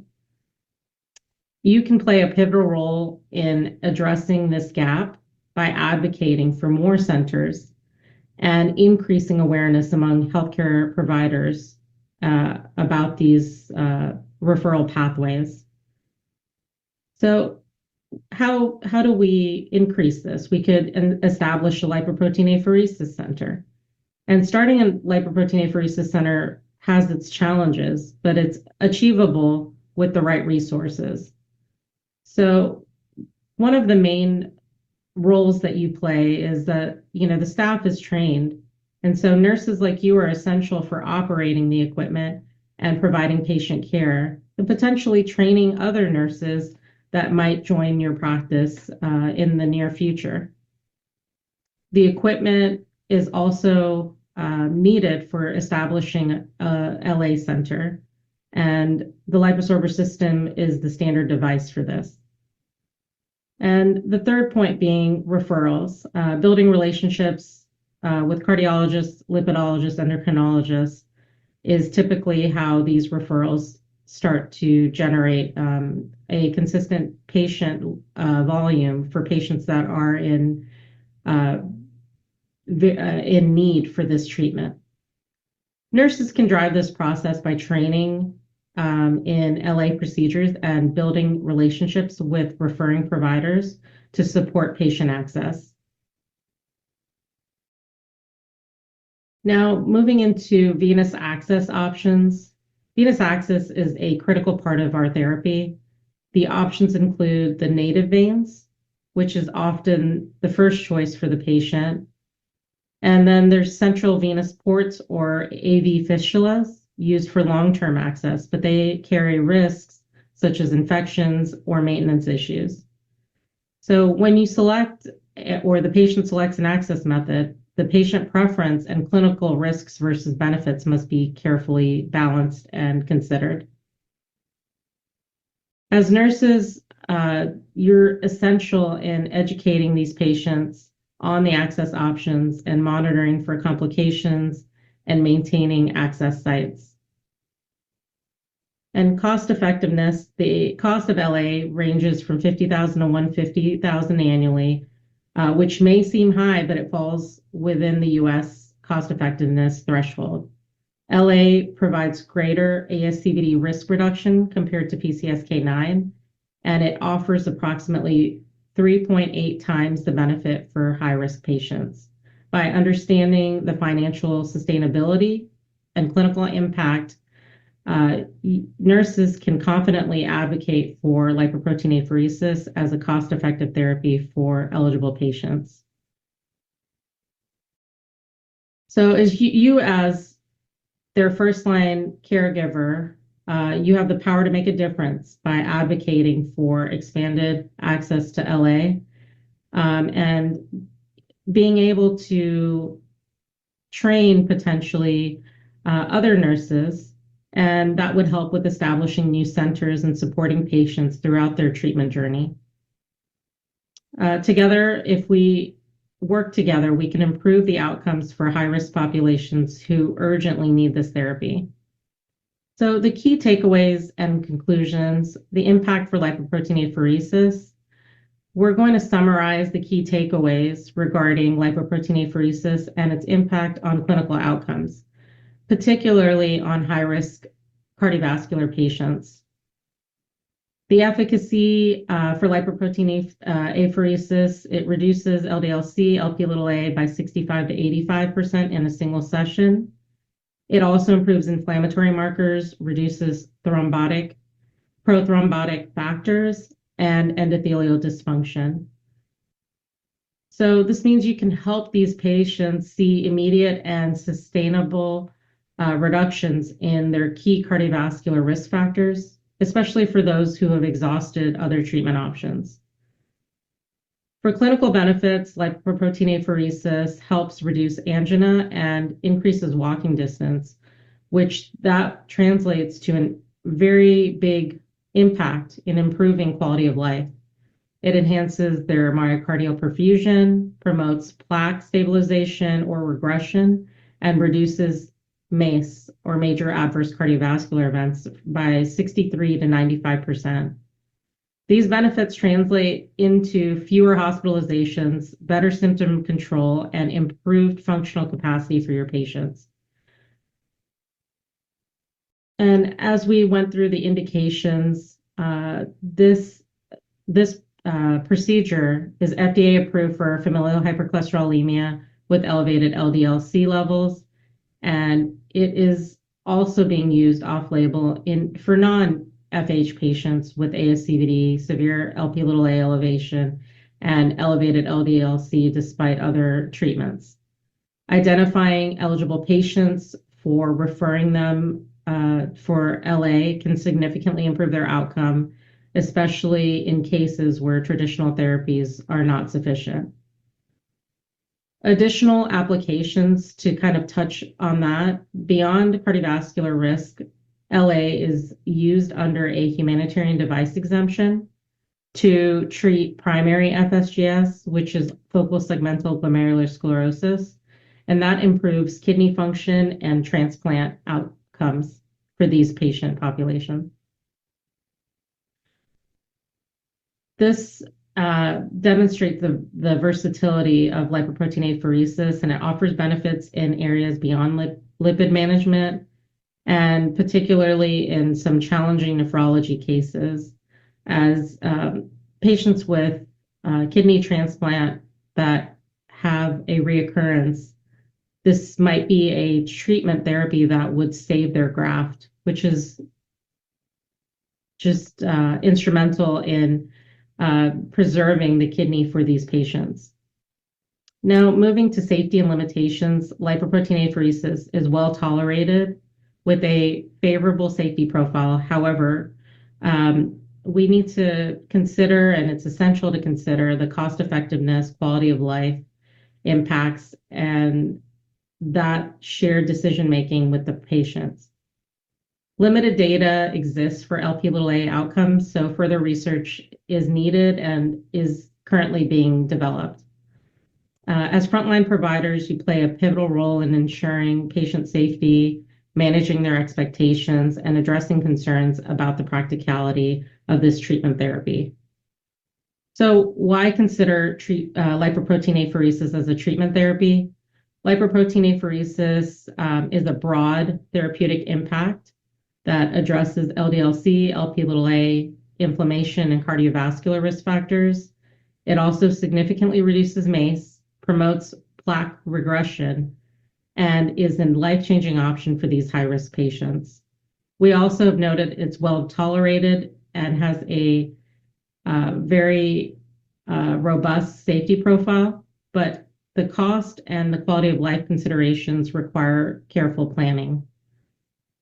Finally, lipoprotein apheresis also addresses the unmet needs, especially in patients who have exhausted their traditional therapies. As nurses, you are the forefront of the patient care, and understanding the impact of lipoprotein apheresis, you can ensure that these high-risk patients have access to this life-saving therapy, and this will improve their outcomes and enhance their overall quality of their life. Now, changing gears and moving into selectivity and efficacy of lipoprotein apheresis, or LIPOSORBER. The key difference for TPE is that LIPOSORBER is highly selective. It targets harmful lipoproteins like LDL-C, lipoprotein(a), and VLDL, while sparing other blood components. As we see here, the total cholesterol reduces significantly, the LDL cholesterol also reduces significantly, and the HDL cholesterol seems pretty intact, which we want to save our HDL cholesterol. That's our good cholesterol. But what we're seeing in the changes in other plasma level components is that the total protein remains steady. The albumin also remains very elevated, and we see this with the IgG, IgA, and IgM, C3, C4, and C5. And we can see that these levels stay pretty much in line, where we don't see a reduction. And this is something that we would see in contrast with TPE. So the mechanism of action for our treatment therapy, which you may be well aware of, is that we use dextran sulfate beads that bind specifically to ApoB. And it effectively removes harmful lipoproteins while preserving that beneficial HDL that I spoke about in this bar graph. So you can reassure these patients that their therapy targets bad cholesterol while they spare the good cholesterol. Now, changes in the lipid profiles, significant reductions in total cholesterol, LDL-C and Lp(a), and emphasizing that immediate and dramatic improvement in harmful lipid profiles. Minimal impact on plasma components, and reassuring the patients that LIPOSORBER is safe and well tolerated for long-term use. Key takeaways are selective and safe for this treatment population, and these patients will then have their lipoproteins without affecting their other blood components. Effective it lowers LDL-C and lipoprotein(a), improving cardiovascular outcomes, and it's patient-friendly, so there's minimal side effects, which makes it suitable for long-term therapy. Now, the last portion of our time together is going through the case study for real-world evidence. This case highlights the use of lipoprotein apheresis in treating a patient with severe PAD and non-healing wounds and elevated Lp(a) who was ineligible for revascularization. So the methods for this particular case study is that the patient had FH with elevated lipoprotein(a), which is contributing to arterial sclerosis, PAD, and limb-threatening wounds. They received biweekly treatment of LA therapy and weekly wound assessments, and lipid measurements were conducted to monitor their progress with this treatment. Results kind of came back at 12 weeks of LA, so that was a total of 6 sessions. So what we saw there is that there was a complete wound closure and 70% reduction in lipid levels, lowering ASCVD risk factors, and pain relief and improved quality of life. There was no adverse events, and the outcomes align with the global data supporting lipoprotein apheresis for PAD. So this clinical healing timeline, the initial presentation is severe gangrene with cellulitis and a post-TMA, which is a transmetatarsal amputation. And there was no healing due to ischemia. After 2 sessions, wound healing began, and 3-month follow-up, the foot was fully healed and stable. So the lipoprotein apheresis therapy supported both wound healing and cardiovascular risk function. And we monitor the progress to track the wound healing and lipid levels, and educate patients on explaining the role of lipoprotein apheresis, which improves the outcomes and risk factors, and collaborated with working with multidisciplinary teams, and they optimize the care. So this was a case that was done at Cedars-Sinai with Dr. Alexander Carrillo and Dr. Suzuki, who are part of the Department of Surgery. This case demonstrates LA's ability to improve outcomes for no-option PAD patients and reducing lipoprotein apheresis and promoting wound healing and enhancing the quality of life.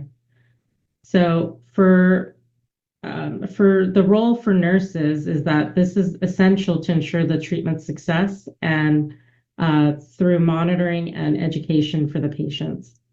And just to kind of give a closer look at this patient, it's a 65-year-old diabetic male with non-surgical candidate for PAD. We see that there was a failed heal for 5 months, and then after 2 treatments of LIPOSORBER treatments, this is what we can see 3 months later.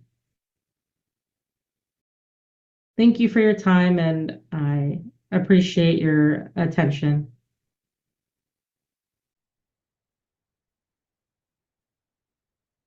Hi, Dr. Derlal. Thank you so much for a great presentation. We really appreciate it. We actually have right now 2 questions from the audience. And one of the questions that we have is, does the FDA FH indications extend to pediatric as well?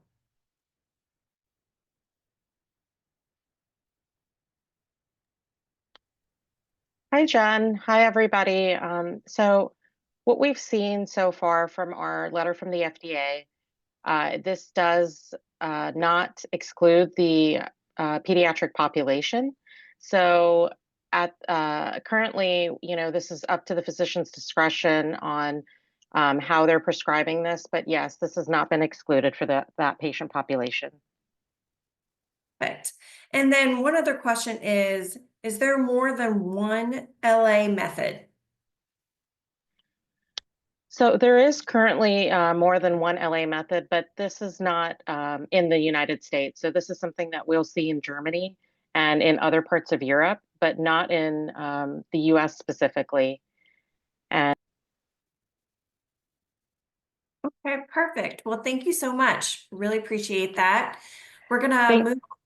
Yeah, thank you, everybody, for your attention. And, we really appreciate all that you do. And I am available or eligible to get some questions from you at my email address. It's sonar.dalal@canica.com. So thank you so much. And I really appreciate the opportunity to speak to you all. Thank you, Dr. Dalal. We're going to now move on to Dr. Fernandez. Dr. Anthony Fernandez obtained his medical degree from the Central University of Venezuela. He did his internal medicine residency at University of Connecticut and his cardiology fellowship at Brown University. Dr. Fernandez joined the Division of Cardiology at Hartford Hospital in 2013 as the Director of Cardiac Intensive Care Unit. He is the board-certified lipidologist and the current medical director at Preventive Cardiology at Hartford Hospital. He is an associate professor of medicine at University of Connecticut. Dr. Fernandez currently sees patients with complex lipid disorders in the Cholesterol Management Center at Hartford Hospital in Connecticut, and his outpatient clinic and research interests are focused on preventative cardiology. Over to you, Dr. Fernandez. Hello. Thank you for this invitation. My name is Antonio Fernandez, and a cardiologist and a preventive cardiologist. I'm very excited to talk today about the role of LDL apheresis in familial hypercholesterolemia. I'm the medical director of preventive cardiology and LDL apheresis unit at Hartford Hospital, and I'm an associate professor of medicine at the University of Connecticut. So my objectives during this talk is to briefly reinforce some definitions that you might already have about familial hypercholesterolemia. Then we'll go over some case studies, and lastly, we'll go over questions and answers at the end. So it's important to know that familial hypercholesterolemia is underdiagnosed, and only 15% of Americans with FH have received a formal diagnosis. So in big strokes, the heterozygous familial hypercholesterolemia should be suspected when you see children with an LDL cholesterol that is equal or greater than 160 milligrams per deciliter, or adults with an LDL cholesterol equal or greater than 190 milligrams per deciliter, and have a history of premature atherosclerotic cardiovascular disease or a similarly elevated LDL cholesterol in a first degree relative. For homozygous FH, we should suspect that when we have somebody with an LDL cholesterol greater than 560 milligrams per deciliter, or an LDL cholesterol greater than 400 milligrams per deciliter, and they have parents diagnosed with familial hypercholesterolemia, or a positive genetic testing, or a history of aortic valve disease or synthoma at the age younger than 20. So this is very important because we can have a great impact by doing cascade screening once we identify one of those index cases. And so having first, second, and third degree relative as needed, screened. So the things that we do for these patients with familial hypercholesterolemia is, the usual stuff that we do for our patients in cardiology is lifestyle changes, exercise, low-fat diet, low-salt diet, all that sort of stuff. And then smoking cessation, those patients who have cigarette smoking in their history. And then we have a number of drugs at our disposal that we can use for trying to lower the LDL cholesterol. So we statin therapy, ezetimibe, colsevelan, niacin, PCSK9 inhibitor mAbs, inclisiran is a new kid in the block. And then we have also LDL apheresis, which we usually use every other week in heterozygous and sometimes weekly in homozygous. So most of these drugs work by increasing or upregulating the LDL cholesterol. And the problem with FH is that the LDL cholesterol receptor in the liver is defective. So it is oftentimes these therapies are not sufficient. So here you have a table with the reported effect of statins. When you look at rosuvastatin, our most potent statin, you get about a 55% reduction in the best case scenario, and very few people are able to tolerate high doses of some of these drugs. So here you have PCSK9 inhibitor mAbs. This is evolocumab, the landmark trial published in New England Journal of Medicine 2017, where you have about a 60% reduction, between 50 and 60% reduction in LDL cholesterol. And here you have inclisiran from Orion 10, where you have again about a 50% reduction in LDL cholesterol. Both of these classes of drugs have about between 25 and 30% reduction in lipoprotein A. So needless to say that these drugs, although they're great, they're not sufficient for most of these patients with homozygous and heterozygous FH. So that's where LDL apheresis come into place, where you have a therapy that is FDA approved to selectively remove ApoB-containing particles from the circulation through extracorporeal precipitation with the dextran sulfate cellulose that is in the filter.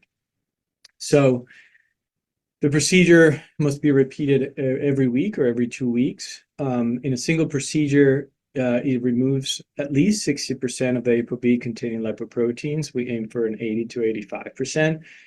In cases with inadequate response to maximally tolerated statin therapy, in patients with FH, we tend to use this therapy. It requires good vascular access. It could be peripheral access. It doesn't have to be a central access. We sometimes use ports in patients who have poor IV peripheral access, and you can use AV fistulas in patients who already have that access. It's usually done weekly for homozygous, as I mentioned, and every 2 weeks for heterozygous. This is the LDL apheresis center at our institution. We have 2 machines, and they're run by one of our nurses. Usually each run is about between 3,600 cc's, and that's based on the patient's body weight, hematocrit, and we are aiming for between 80 and 85% LDL or Lp(a) reduction. Sessions last between 3 and 5 hours.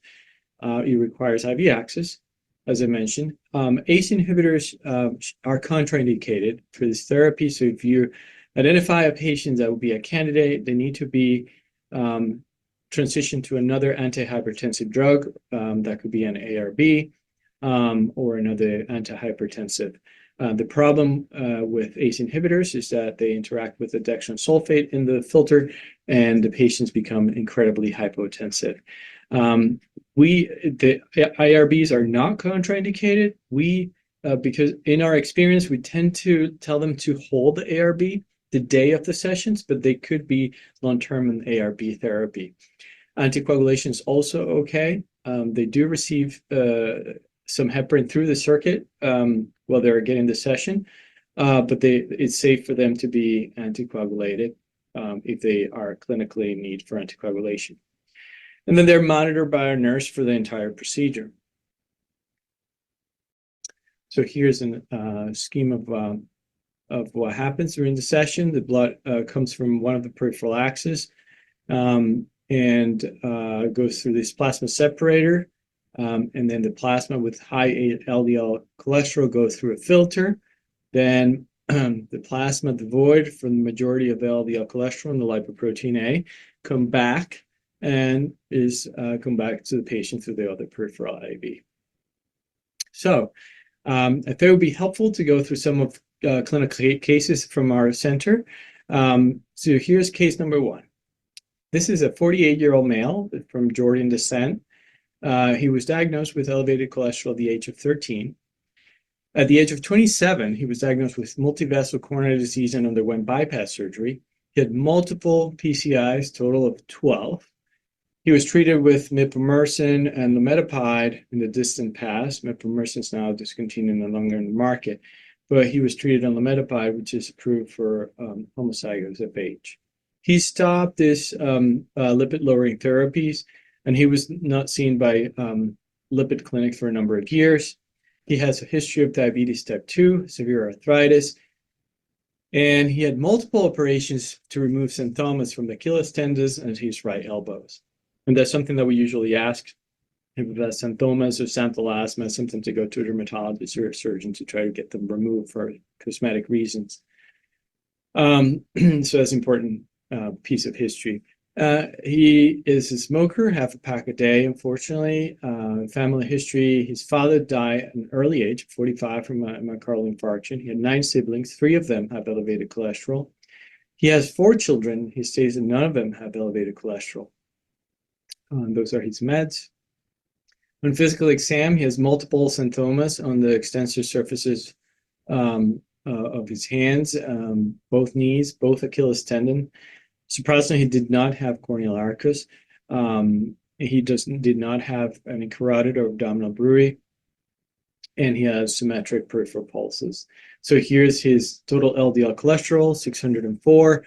His LDL cholesterol was 545, and his lipoprotein A was also elevated to 125. So at that point, our recommendation was that he stop smoking, that he understand that he would likely need to be treated with a combination of drugs, including statin and ezetimibe, PCSK9 inhibitor MABs, and LDL apheresis, because his baseline lipid levels were so high that he started ezetimibe 10 milligrams daily, and then he resumed atorvastatin 80 milligrams. And that he start a PCSK9 inhibitor, and that he start clocevolin 6 tablets with the evening meal, and then that he rechecks a fasting lipid profile. Fortunately, he did not tolerate the clocevolin, so these are his repeat numbers. His lipoprotein A came down from 225 to 150, and his LDL cholesterol came down from 545 to 260. His total cholesterol came down from 604 to 338.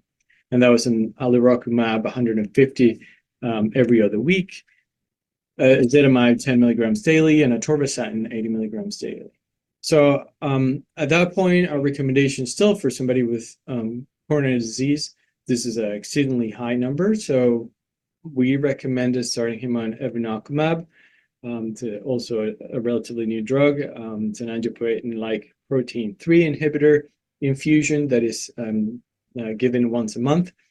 This increases the lipoprotein lipase activity and is approved for homozygous FH. That he start LDL apheresis. Those were our recommendations. So here you have when he started LDL apheresis, he started a pretty high level of LDL cholesterol, over 300, and post-session he would drop to 80 or so, and then you come back up, come back 2 weeks after, and have another session with another drop, and you can see the pattern we call the sawtooth pattern of the sessions, and he started evinacumab and more tightly control here with both therapies. And then his lipoprotein A, which was over 400 here, also follow a similar pattern. So he would come for a session and then drop to 95 or so, go back up a couple of weeks after, and drop during the session, go back up, etc. So as you can see, there's a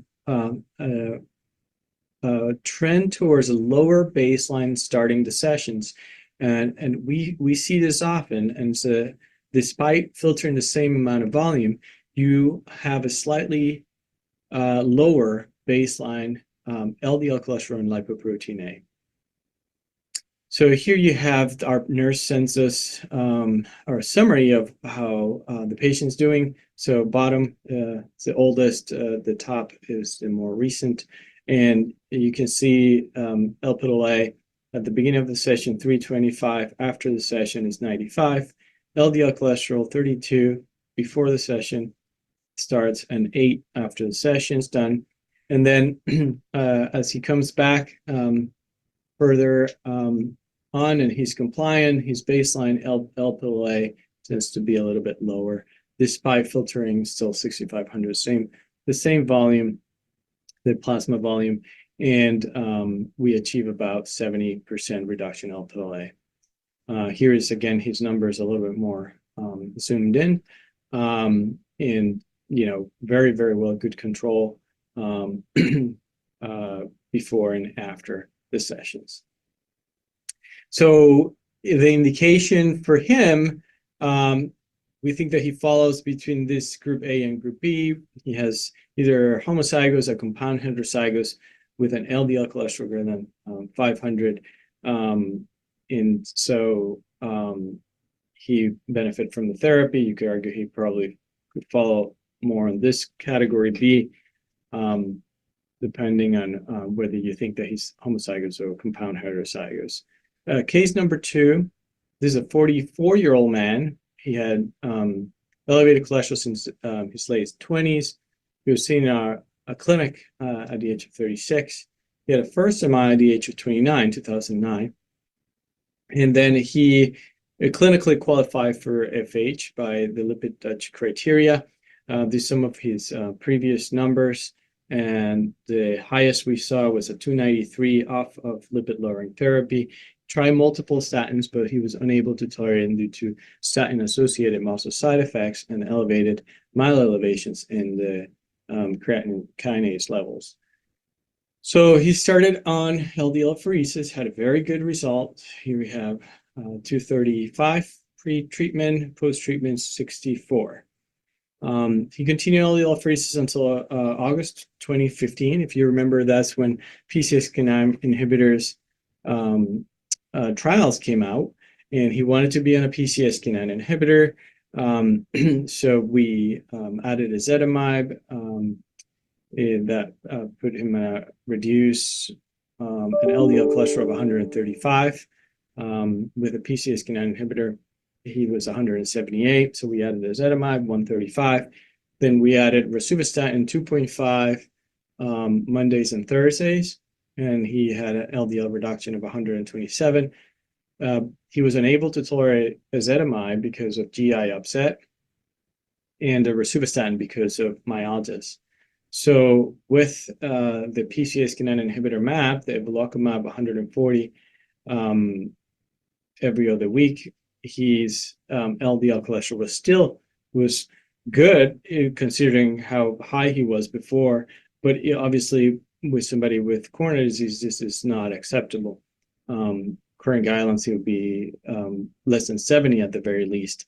So we continue evolocumab, but we recommend resuming the LDL apheresis. And once we did that, his LDL cholesterol had much better control before and after the therapy. So again, he's LDL cholesterol, so he falls between group B and group C in terms of the indication for the therapy. Clinically diagnosed FH, heterozygous FH. His LDL cholesterol was 293, so technically not greater than 300. So he falls between these two groups. Case number 3 is a 50-year-old man who was diagnosed with elevated cholesterol at the age of 35. He had history of coronary disease at the age of 35, 39, mid-40s, and he had a total at that time of 5 drug-eluting stents. And then in 2011, he had another drug-eluting stent to the RCA in the setting of a STEMI, inferior wall MI.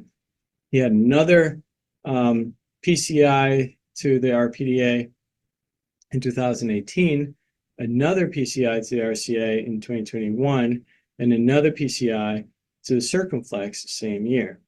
So he was a COVID case. I remember seeing him first as a virtual visit, and he was referred to us. He was on rosuvastatin 20. He was discharged at the time on rosuva 20.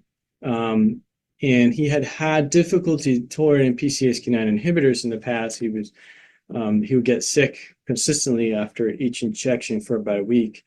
And then he had statin-associated muscle side effects to virtually every statin available. So he stopped the PCSK9 inhibitor in early fall in 2020. And he had family history of coronary disease and high cholesterol. And we developed an eye for the medications. He is on lisinopril 10 milligrams daily, so that's important to know for when we're considering LDL apheresis. And so his LDL cholesterol was 138. His Lp(a) was also elevated. That's the importance of checking Lp(a) on everybody who comes to our clinic. So our recommendation was that he consider LDL apheresis, that he understand that without this therapy, he would be an exceedingly increased risk of recurrent ASCVD events, given his intolerance to other lipid-lowering therapies. That he continue to rosuvastatin 10 milligrams every other day, as long as he was able to tolerate it. And these were his numbers. So he was able to maintain very good control after the sessions. He would drop as low as 20s, 15 or so LDL cholesterol. So he falls into this group D category where we have not only, so he has coronary disease, FH, and elevated lipoprotein A. So in summary, familial hypercholesterolemia and elevated lipoprotein A are prevalent, are underdiagnosed and independent risk factors for cardiovascular disease. Screening is important, especially in high-risk groups. And ASCVD events are preventable with aggressive lipid-lowering therapy in these patients. And we should consider LDL apheresis for patients with refractory hyperlipidemia and progressive or recurrent ASCVD events. LDL or Lp(a) apheresis is safe, is well tolerated, and incredibly effective. And it remains the only FDA-approved therapy as of now for elevated lipoprotein A. So with that, I'd like to thank you for your attention, and I'll be happy to answer questions.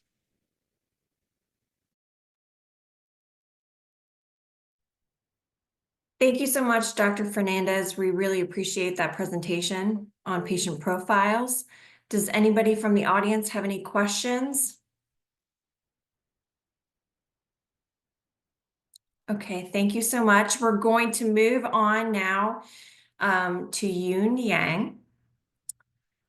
Yoon Yang is a nurse at UC San Diego. She has over a decade of leadership in apheresis.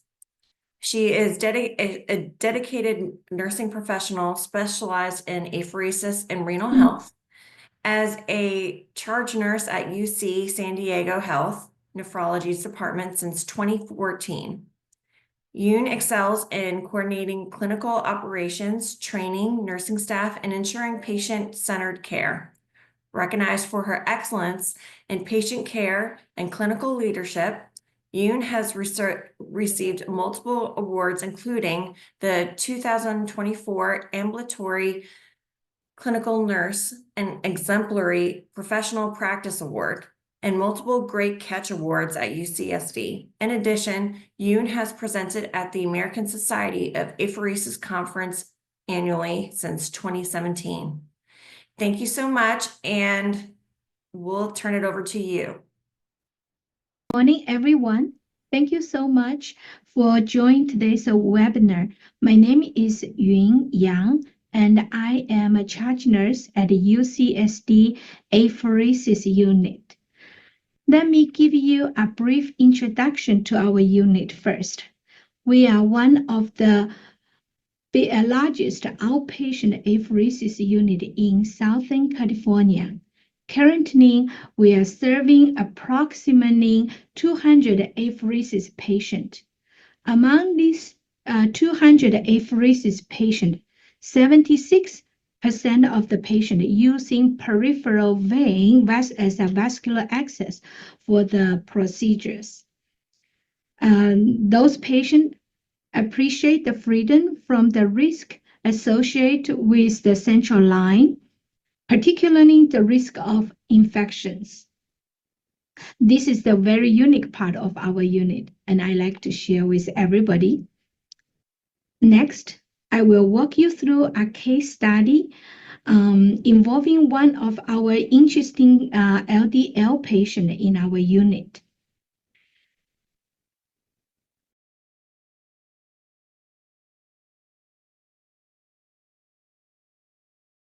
Let me share this patient's profile with you. As you can see, the patient is a female, 39 years old. Patient's weight is 119 pounds, and she works full-time. Originally, patient has a diagnosis is ESKD 2 out of 2 reflex nephropathy. She started dialysis around age 15. Then she had her first DDRT from 2001 to 2008. She returned to hemodialysis until May 24, 2023 for second DDRT. Between September to October 2023, patient developed nephrotic range proteinuria, and a biopsy indicated focal and segmental glomerulosclerosis. Her protein and creatine level peaked at 16 grams on December 11, 2023. This is the moment the patient was referred to UCSD apheresis for consultation. First attempt, plasma apheresis. The first-line therapy is plasma apheresis. Since patient was a transfer case, she already have a central line catheter in the right internal jugular for vascular access. So she started plasma apheresis with us 3 times a week. And as you can see from the figures I'm showing, her proteinuria decreased significantly from 16 grams all the way to 2 grams. However, the patient developed extreme fatigue, which eventually led her to stop working. As a result, we decided to taper her plasma apheresis down to twice a week. Unfortunately, this resulted in an increase in her proteinuria to up to 7 grams. To address this issue, we resumed plasma apheresis 3 times a week, which allowed her to monitor her proteinuria under around 5 grams. However, it's important to recognize that undergoing plasma apheresis 3 times a week is not sustainable option for someone who is working and experiencing extreme fatigue. By the way, we use ACDA as the anticoagulant for plasma apheresis.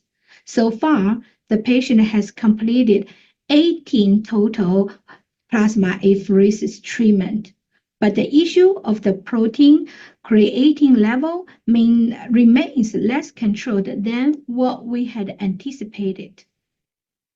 second attempt. LDL.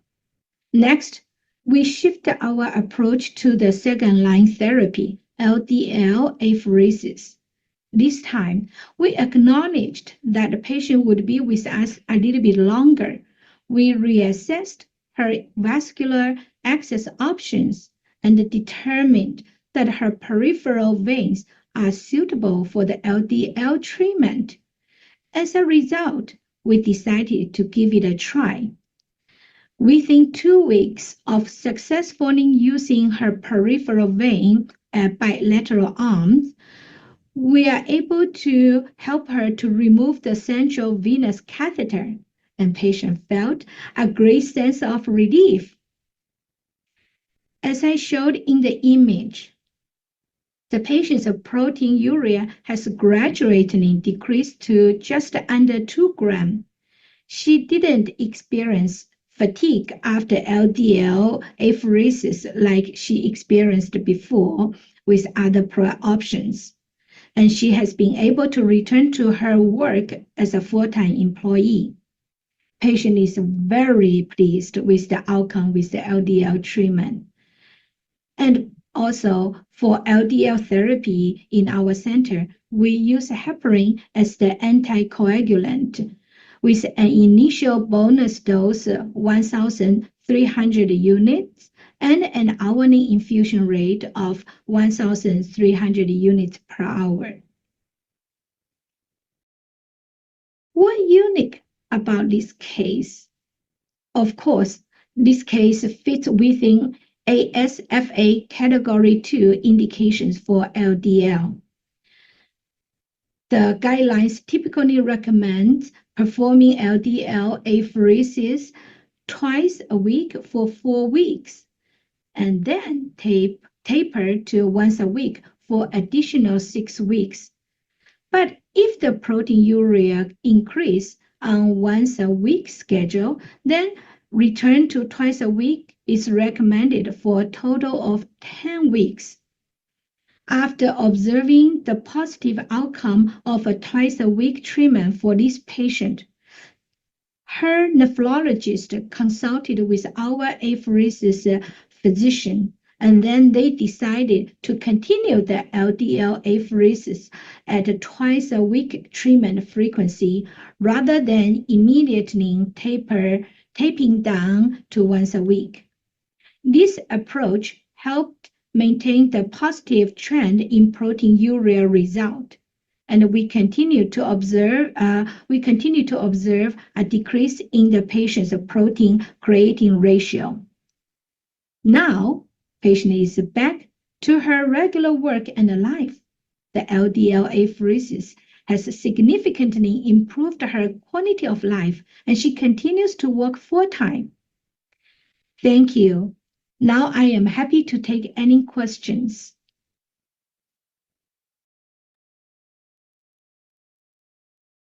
Thank you so much, Yoon. I just wanted to share real quick something that Yoon has wanted us to share with the group.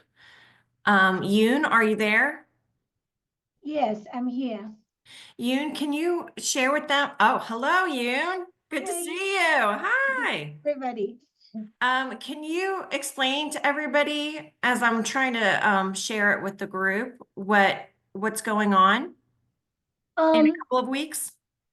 Yes, in February 27 to March 1st, UCSD will hosting Advanced in Apheresis Therapy conference, but open to anybody's.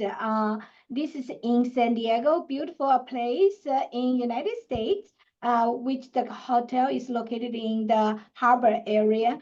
And we share a lot of information and also our unit special tips and special techniques when we're taking care of all apheresis patients. Everybody, please welcome. Please come if you are able to this conference. And we love to see all the colleagues in all over the countries. Well, that sounds great. I know that we will be there Conica will be there as an exhibitor. And I think even Dr. Sanchez will be going over our device. But if they take their phone and they go over sign up here in the left-hand corner, it will give them more information. Right, Yes. Yoon? Okay, Yes, perfect. and also, if you, we can send this to everybody after the meeting too, that we Yes. appreciate it. Yes, we could definitely do that. But thank you so much for your lovely talk. I think it was very informative and we really appreciate it. And I think we're going to get, since we're running a little behind, we're going to move on to our next speaker. Thank you. Thank you. So we're going to move on to our next speaker. Our next speaker is Suzanne Cook. Suzanne has spent over 30 years in cardiovascular nursing, including critical care, nuclear stress testing, and lipid management. She has been in the LDL apheresis nurse at the Oklahoma Heart Hospital in OKC for over 19 years and enjoys the long-term relationship she's developed with these patients. Suzanne is also an American Heart Association instructor. Suzanne and her husband enjoy traveling, hiking, and playing pickleball with friends. So without further ado, we are going to move over to Suzanne. Good morning. I'm Suzanne Cook. I am the LDL apheresis nurse at the Oklahoma Heart Hospital in Oklahoma City. I've been doing LDL apheresis for 19 years. And so this morning I would like to share with you some of the challenging patients I've encountered and some of the solutions and things that have worked to get through some of those challenging patients and scenarios. We're going to do this in a series of case studies. And my first patient in case 1 is a 41-year-old female with homozygous familial hyperlipidemia. She has an LDL that runs greater than 300 and, importantly, an Lp(a) of greater than 180 on max tolerated statin as well as 10 milligrams of Zetia.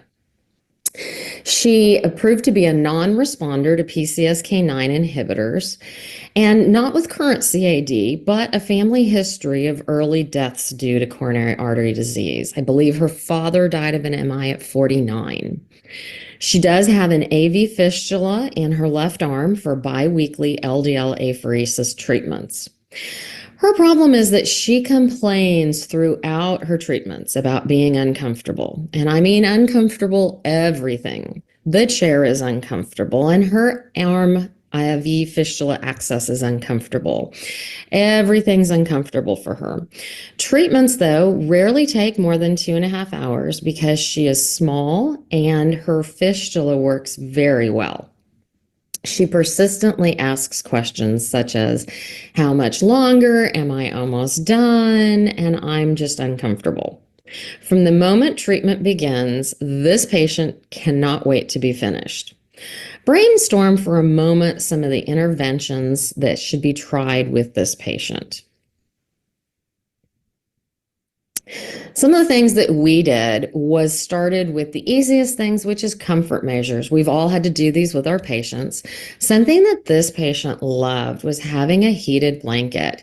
So she has an electric blanket we keep in the apheresis room for her. And she just loves to snuggle up in that blanket, turn it on. It just brings her comfort.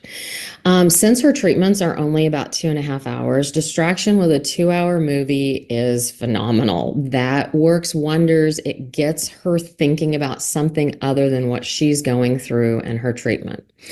And the best thing that we did for her was prescribe topical lidocaine for her to put on her fistula 30 minutes prior to her treatment.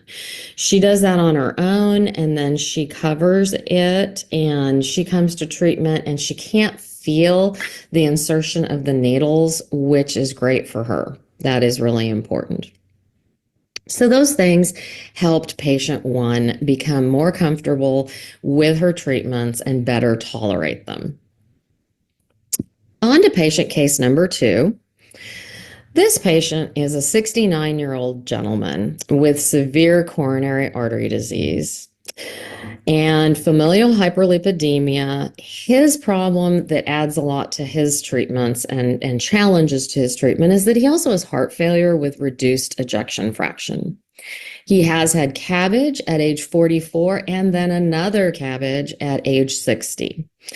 He has had, believe it or not, 13 interventional procedures such as stents. He has been doing biweekly LDL apheresis treatments for the past 5 years with me, but over the last 3 to 4 months, he's been experiencing an increase in lightheadedness during treatment, specifically in the first half hour of treatment, a decrease in his blood pressure, and he gets mildly nauseous and then says, I just feel bad all over with treatments. When these feelings hit him, he does get a feeling of anxiety, and so it kind of feeds itself in a little bit of a cycle. Then he gets more upset and feels worse. He dreads coming to treatments now. A recent left heart catheterization resulted in yet another stent to one of his saphenous vein grafts. An important thing to keep in mind with this patient is that his EF is currently running around 35%. So let's look at some actions to try and help patient number 2 tolerate his treatments better. First thing, of course, an easy intervention, elevate his feet. We have a chair that I use for LDL apheresis that is great for elevating feet, and that helped, of course, with his blood pressure and some of his lightheadedness. Also, reducing pump speed, very important. And on this gentleman, his pump speed just had to stay low for at least the first hour, hour and a half, because he just couldn't tolerate an increase in speed. Another important thing is that because his EF is 35%, I just do a partial return on this patient. He dealt better with that. And we didn't want him fluid overloaded. So he had a morning treatment always, but he would hold his morning diuretic because he didn't want to get up every 20 minutes and have to use the restroom during treatment. So he would take his diuretic as soon as we were done with treatment, but I would also make sure not to overload him with excessive return. But above all, the intervention that helped the best with this guy was he had 0.5 milligrams of Xanax 1 hour before treatment. And what a difference this made. Because even with the Xanax, he would still feel not quite great in the first 30 minutes to hour. However, the Xanax helped him just not get worked up over those feelings. So even though he could feel a little bit of a fluid shift in that first half hour, he just stayed more calm, and wow, treatments just went so much better. And he also stopped dreading coming to treatment, which is, of course, really important. So those are the interventions that worked best with patient number 2. Moving on to patient case number 3. This is a 66-year-old woman with heterozygous familial hyperlipidemia, coronary artery disease, and she had a CABG about 12 years ago. Also has hypertension and diabetes. She has been on biweekly LDL apheresis treatments with me for over a decade. Okay, so I feel like I know her really well. She missed her last treatment due to traveling out of state to spend some time with her sister. However, while she was gone, she went to an emergency room near her sister's home with angina. She was admitted at that hospital and did receive a stent to one of her saphenous vein grafts. She finished her trip at her sister's, came home, and then presented 12 days later for her scheduled LDL apheresis treatment with me. After 10 minutes of treatment, she stated, something doesn't feel right with this. This is not normal. And remember, she's had over a decade of treatments with me. I slowed the blood pump speed, but after 5 minutes, she still insisted, I don't like the way I feel. My head doesn't feel right. My body doesn't feel right. Her blood pressure had decreased significantly with treatment. The treatment at this point was stopped, and her symptoms improved quickly. In fact, they just resolved. Think for a moment about what could have possibly caused this reaction. I love sharing this story because I call this one of my epic nurse fails. Upon further questioning, this patient had been started on an ACE inhibitor by the interventional cardiologist 12 days ago in another state.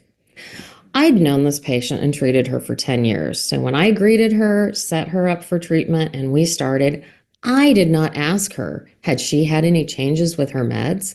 She had relayed the whole story of going to the emergency room, going to the cath lab, and having a new stent to a saphenous vein graft. But I was remiss in asking her about medication changes. So she'd been placed on an ACE inhibitor.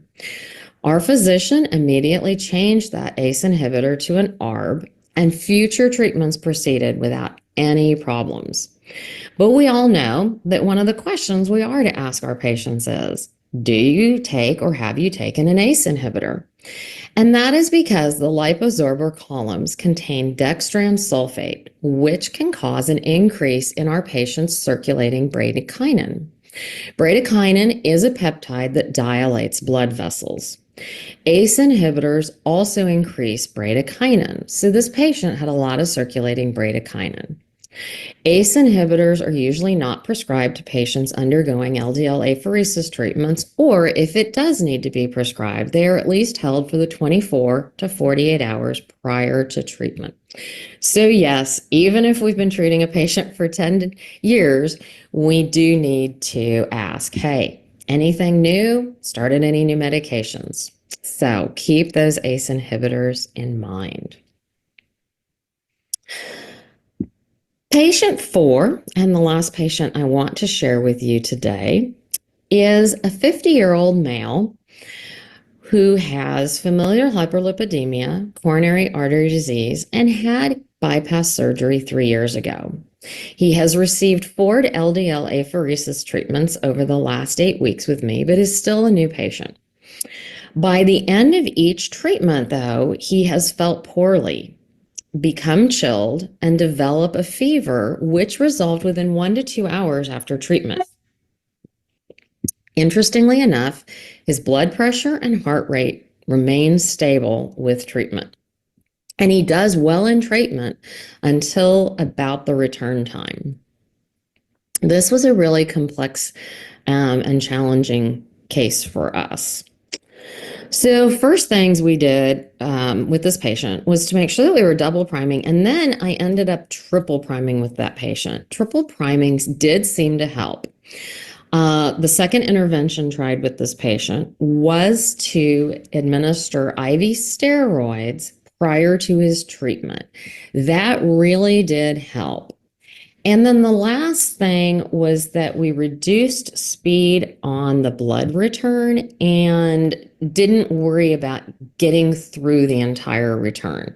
Once the red blood cells were returned and we were on to plasma return, we would stop his return. And this patient was able to continue treatments without the shivering and the strange response that he had at the end. So this was a success story on being able to help him tolerate treatments because he was about to stop treatments. Another challenge with LDL apheresis treatments is sometimes can be insurance reimbursement. None of us like to have to deal with insurance, and I have particularly started to hate dealing with insurance companies. So fortunately for us, Konica has for us a relationship with reimbursement specialists, and they will facilitate and obtain the reimbursement coverage for patients being considered for LDL apheresis. What we need to do on our end is we fax all our pertinent support documentation to them, and then they work on it. They will give a pre-approval status follow-up and any reimbursement information that we need. Another thing that they're great about, I have some patients on Medicare managed care programs that have to be rechecked, one of them every 6 months. And I actually had a patient on private insurance that I had to every 90 days resubmit stuff for it to be reapproved by her insurance. And they were great about emailing me 3 to 4 weeks ahead of time and telling me, hey, need your most recent notes, most recent lab values. And they would submit that for me. And it was a great, great, great, great help. When doing this, the reimbursement advocates does need, besides the supporting documentation from the patient's chart, they need a consent form from the patient that they're allowed to do this. So I have learned to keep that document available to print off on my computer anytime I meet a new patient. And when we're talking, even if they haven't decided 100% that they're going to go through with treatment, I will have them sign that. So if I get a phone call from them that says, hey, I would like to see if I'm approved for this and what my copayment will be, if there is any copayment, I can go ahead and get that process started for them. Kristen Bagby, not Baby, I did have a typo on this slide. I apologize for that. Is the head of reimbursement advocates. And so you can email her at kbagby@reimbursementadvocates.com. And sometimes she will send our inquiries on to another person on her team, but I promise they have been great for me to deal with. Last thing I want to leave you with is my favorite photo from LDL apheresis. As the saying goes, a picture is worth 1,000 words, and I have shown this to many an LDL, or potential, I should say, LDL apheresis patient. This is the LDL particles that congealed at the bottom of a collection bag on a patient with homozygous familial hyperlipidemia. I treated this lady for almost 17 years. She was very fond of saying that LDL apheresis kept her alive.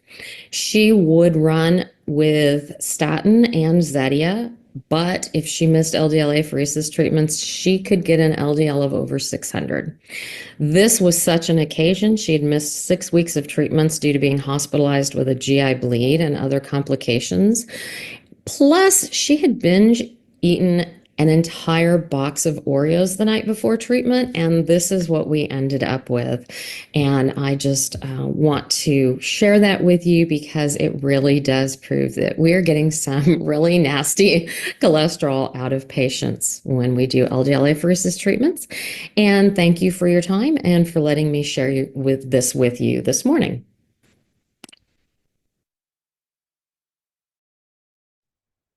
Thank you so much, Suzanne. We really appreciate that talk. And that picture really does say it all. We do have a couple of questions from the audience. And I'm going to start with the first question. In the patient, I think they're referring to case 1 or 2. What kind of access are you using for doing the procedure twice a week? Can you hear me? Yeah. Okay. It's good to see you. Okay. None of my patients actually get twice a week treatment. If I had that, that was a typo, except when I've had FSGS patients. Okay. All the patients in these case studies actually had AV fistula access. Okay, perfect. And I thought that there was another question, but somebody was answering your question for, I think it was case number 3 when they had that reaction. Oh, great. And they said ACE inhibitors. So I think that's a great, yes, I think that is a really good story because like you said, I think you said that you had that patient for 10 years, right? And so I think that is such an easy, thing to miss over because It is. every single, you see them so often. How often do you really think to ask them that? So, Right. but thank you so much for your presentation. We really appreciate it. And because of time, we're gonna move on to the next speakers, which is Reina Contreras and also Angela Nordby. They are both registered nurses working with Konica for a combination of 11 years. As clinical specialists, they bring a wealth of knowledge because prior to Konica, they both worked in clinics as apheresis NR supervisors, and they ran multiple treatments and helped train nurses at their sites. So we'll turn it over now to Raina and Angela. All right, so we're going to go on and go on to the troubleshooting refresher. This will be presented by myself, Raina Contreras, and also Angela Norby. We're going to split this presentation in half, starting with what to do. When you get alarms, the first thing we always want you guys to focus on is to give yourself enough time to set up, okay? Because if you rush through the setup, especially tubing, as many as you know, we can end up with, tubing errors, which then cause alarms during treatment. So give yourself time. Make sure everything's set up appropriately. Organize your supplies.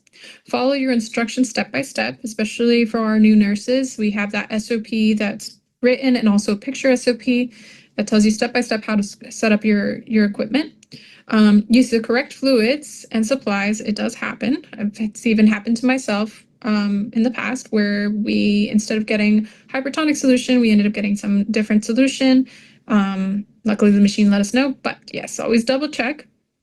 Setup should be done by one person. This is a big recommendation from us in the Konica team, because if we have multiple nurses setting up at the same time, there's more chances for error. We want to avoid errors at all cost. The troubleshooting guide is your best friend. This is true. Check all your transducers and connections and clamps once you're done with your tubing setup. Check the waste bag. Yes, the waste bag sometimes can be the culprit for that conductivity alarm. Triple check before pressing continue. Ask for a second opinion. Teamwork is always great, so always ask somebody else to take a look at your work and make sure everything looks like it's been attached correctly. And then obviously teach your new nurses good habits as well. Now, what to do in relations to overheating, because one of the big things that we let our nurses know, and this may be a refresher, is we want to take 30 minutes or less during the tubing installation. If we take more than 30 minutes, this can cause overheating. There are other instances where overheating can be caused, and we'll go over that here. So keep the machine away from sunlight. This has happened to me when I used to work at the clinic. This is because we're in Arizona and we had our machine right by the window. Didn't think that was an issue, but with the Arizona sun, it definitely is. So you want to keep your machine away from the sunlight, away from windows. Keep the machine away from any heat source, again.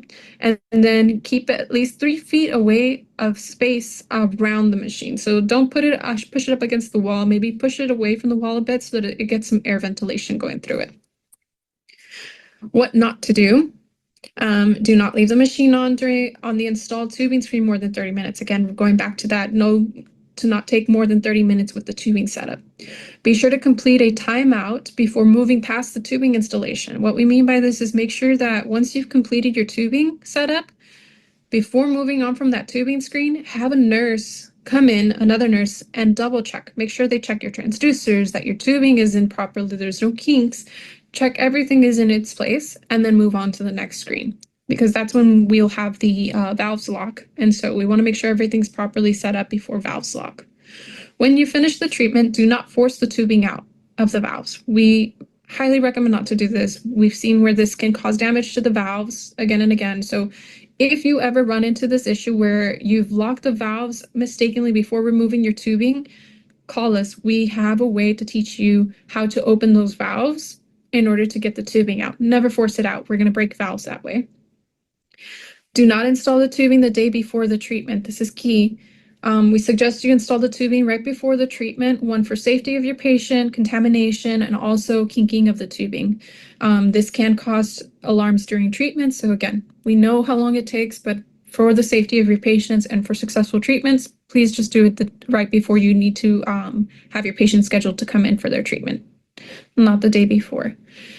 Do not perform back-to-back treatments on the same machine. If this does need to happen, the recommendation is to turn off the machine at least 30 minutes between each treatment to allow the temperature of the machine to cool down. So recommendation for this is once you've completed your patient treatment, you've given everything back to the patient, now we're going into the detaching section. Go ahead and open your valves, remove your tubing from the valves. As soon as everything's removed from the valves, go ahead and close your valves, shut it down, and then continue to remove everything else off the machine so that your 30 minutes can start right then and there to cool down the machine. Now, if an alarm occurs, what do you do?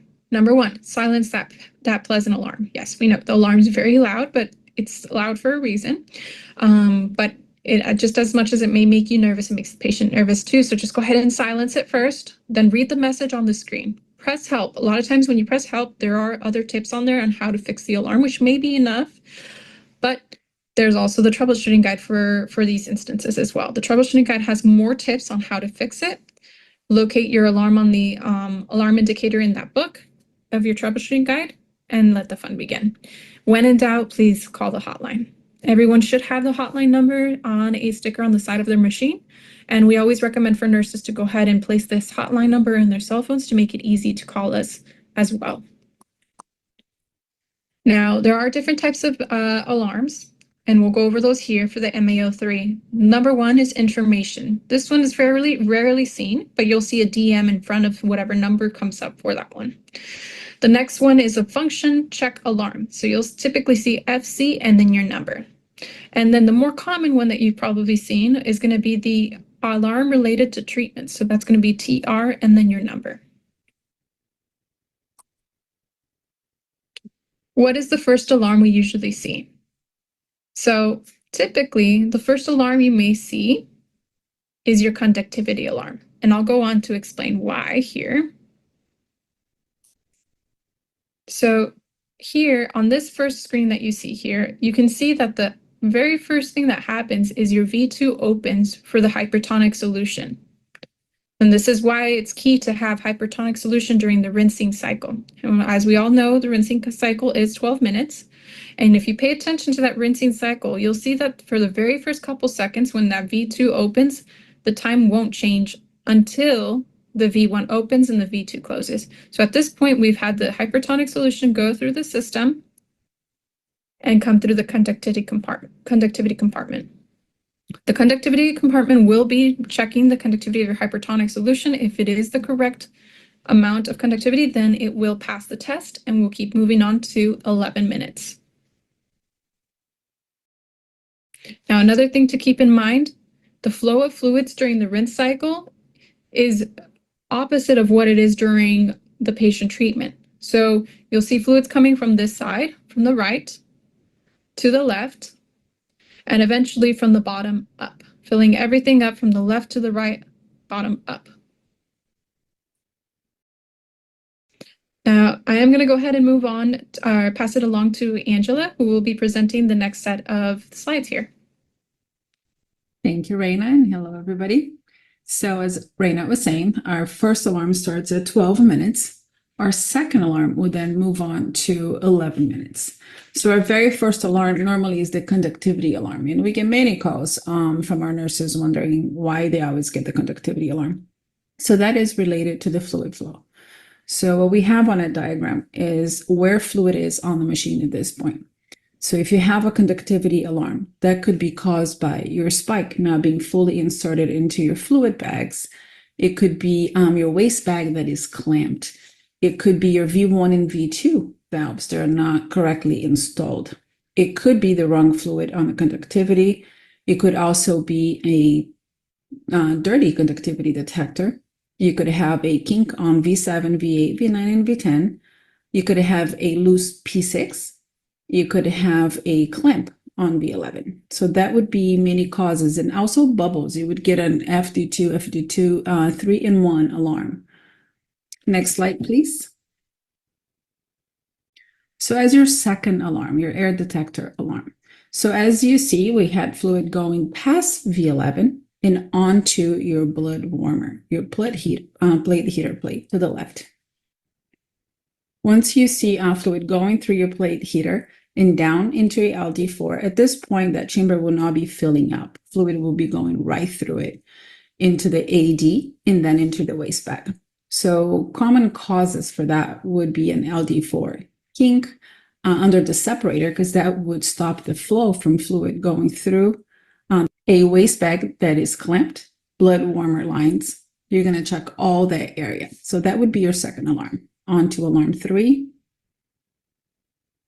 So your alarm 3 is basically your LD4 and your P7.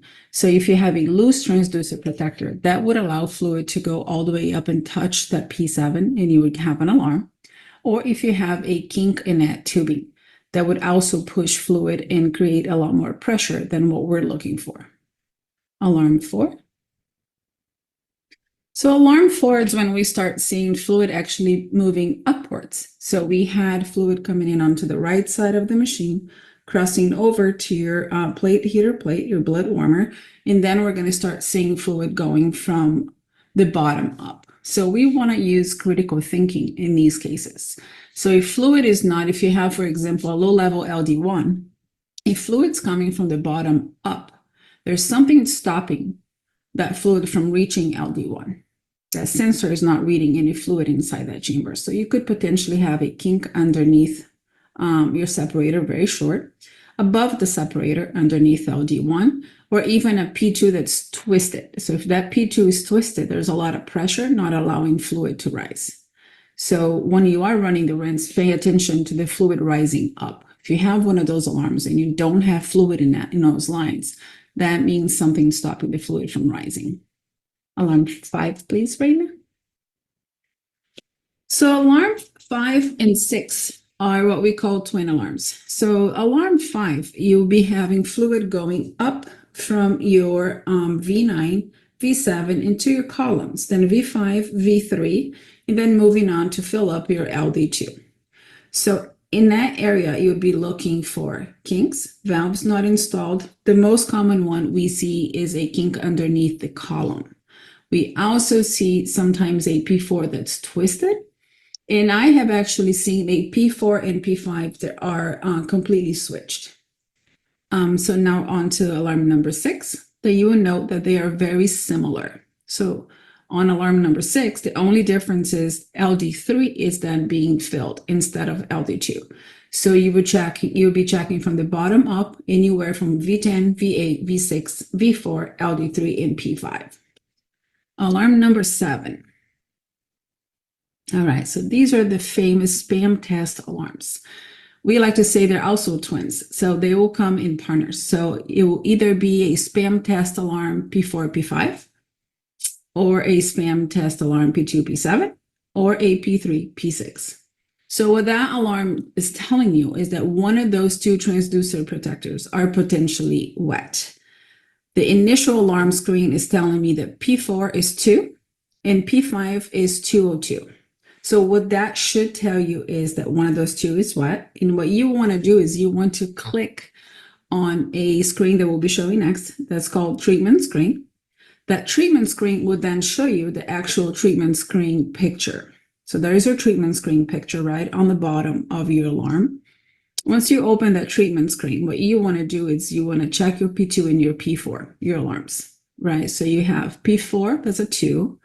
In your P5, that's a 198. I like to write them down. So if we have that phone call, usually I would have the nurses tell me all transducer protectors pressure, even though we take P1 and P7 with a grain of salt because those are more excess pressures, we'll still write them down. So we'll have, in this case, we have P2, that's 198. We have P3, that's 205. We have P4, that's 2. P5, 198. P7, 203. And then the P6, 210. So all these P's that we are looking for, so we're not really concentrating on P1 and P7. So out of 2, 3, 4, 5, and 6, which one does it stand out? So you can see that P4 is 2. Everybody else is in high 100s, low 200s. So that tells me that P4 transducer protector needs to be switched, that it is wet. The first thing you want to do is diagnose your alarm.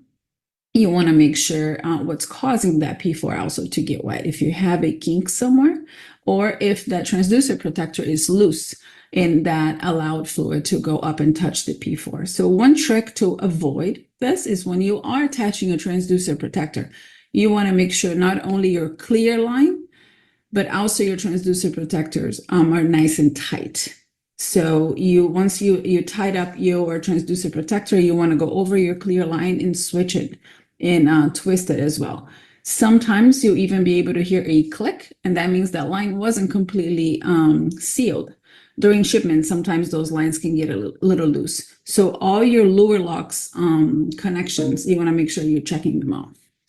Next one, please. So all pressure should be about the same. One or more, it's different, then that means the pressure needs to be fixed. So this is just a large picture of what we were just talking about. So you can note your P4 being 2 in all your other transducer protectors, aside from your P1, your arterial line, they're all within the high 100s. And then all you have to do is click on the alarm screen again, and that will bring you back up to the actual alarm screen. Go ahead. Extra quick tips. So when lowering or raising fluid levels, always follow the troubleshooting guide. I can express how important this is. Raina and I both have been doing this for many, many years, and we still don't try to correct these levels by heart. All of our transducer protectors in our chambers are corrected differently. Some of them require a clamp under P6, under P2. So you want to make sure you are following. By not following the directions, we can add more pressure than what we need and create a cascade of alarms. When lowering fluid, there should be no resistance. If there is resistance, that means one connection is not inserted correctly, or you have a line that's bending or already bent and kinked. Only clamp necessary areas. So what we don't want to see, again, for the same reason, we don't want to add up unnecessary pressure to the system. It's only clamp if the troubleshooting guide is telling you to clamp. If you don't have time, call us and we'll go ahead and guide you on step by step. Next, Rena. So reinstallation of tubing system during the rinse process only.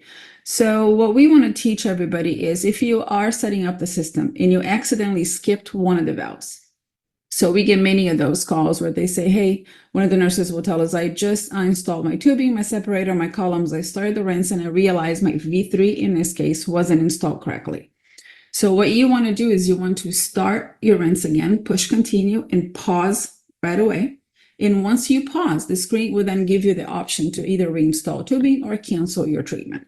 That's when you click on reinstall tubing. The machine is smart enough that it's not going to open all the valves at the same time. So it will give you the option to click on the actual screen which valve you would like to open. The moment you touch it, that valve will turn green. What that means is that valve is now open. You can go onto your V3, remove your line, put it back in, floss it, make sure it's correctly installed. And if you need to do another valve, you can then just choose the valve you would like to open next. You don't have to click on V3 again to close it. The machine will close it automatically. If you are done, that was the only one valve you needed to fix, you can go ahead and click continue. And continue. Next slide. Thank you, everybody. And now we would like to not only thank you for being here, but we'd like to open the floor for questions. Hello, everybody.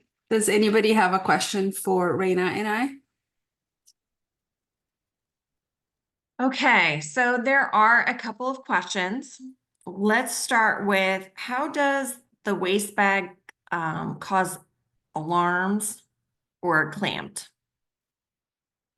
I'm not sure if Raina can access. She was having computer problems, so I'll go ahead and answer this question.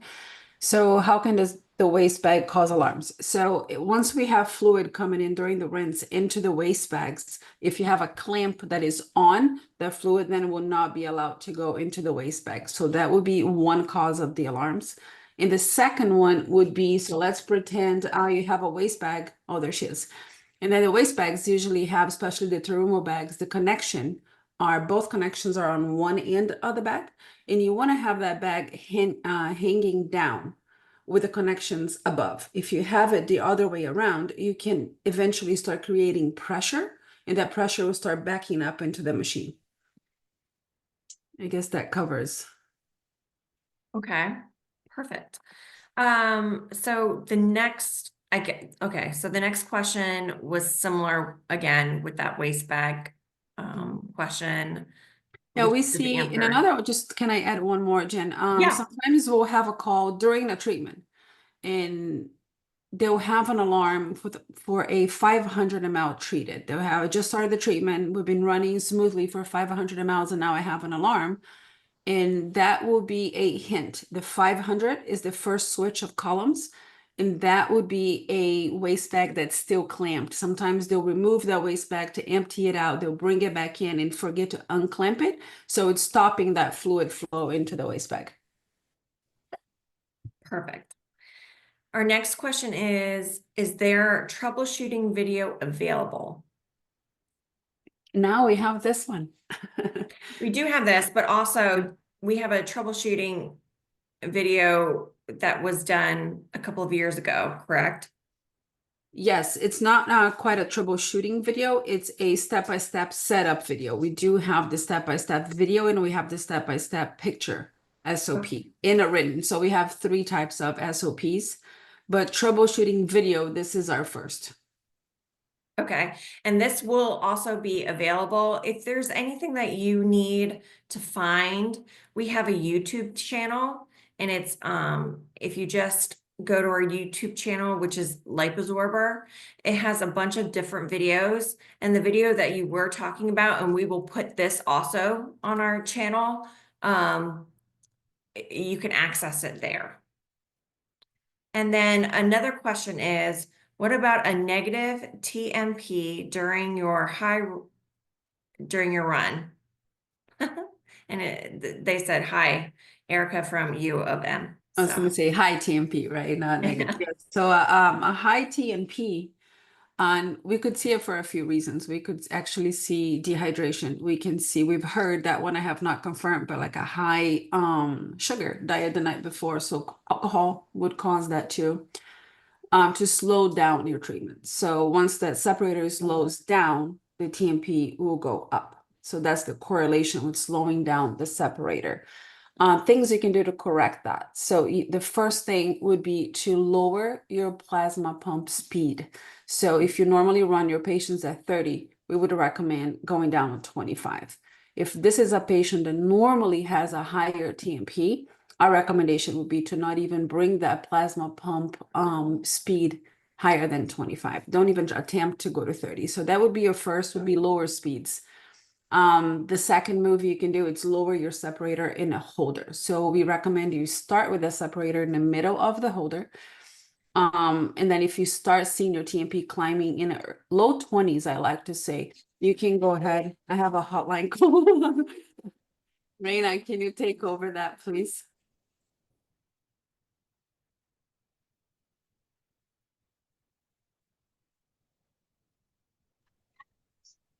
Can you guys hear me okay? Yes. Okay, I apologize. I've been having trouble with my computer, so I have to switch over to my phone. Okay, so with the high TMP, you would typically see this also with high triglycerides. If a patient has really, really high triglycerides, you can see that. Some ways to fix it, where Angela left off, would be in a pinch, you can lower your separator. You can lower it completely on the holder, and that will fix it, but it's a temporary fix. The ultimate fix would be to lower your plasma pump speed. And I know that's not always the one that we want to hear, but I promise you it's better than hearing alarm after alarm with the TMP. So you want to lower if you're at 30% with your plasma pump speed, then you want to lower it to 25%, monitor that TMP. If that doesn't do the trick, so lower it back down to 20%. Sometimes after we've lowered it down to 20%, you may be able to in small increments increase it back up, but maybe not back up to 30%. Okay, so that's one way to a couple ways to fix that TMP.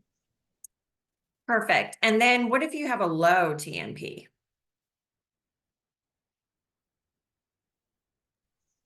Sorry, a low TMP is very rare. If there is a low TMP, there could be possible loose, possibly like your P3 attachment that goes to your separator may be loose. There may be another leakage of fluid somewhere in the separator. So just make sure all your connections are nice and tight on each side of the separator itself. as well as not leaving it too low. So like if you start treatment already with your separator low in the holder, that could be the culprit as well. When you start treatment, the natural and best way to put your separator is right in the middle between the green and the blue marks of the separator itself. Perfect. And then I have a question of where can you find out the 3 SOPs? So the SOPs, we've got a picture one, we've got the written one as well, and we have that video SOP of how to set up. These all can be found on the website, liposorber.com. If you are having trouble finding it on there, it should be pretty self-explanatory there to find it. But if you're having a hard time and you need a little bit faster, please reach out to Angela and I. We can always email it to you as well. Perfect. And then the other question was, a high TMP is one of clotting indicators? Question mark? Okay, I think I know what they might be asking on this one.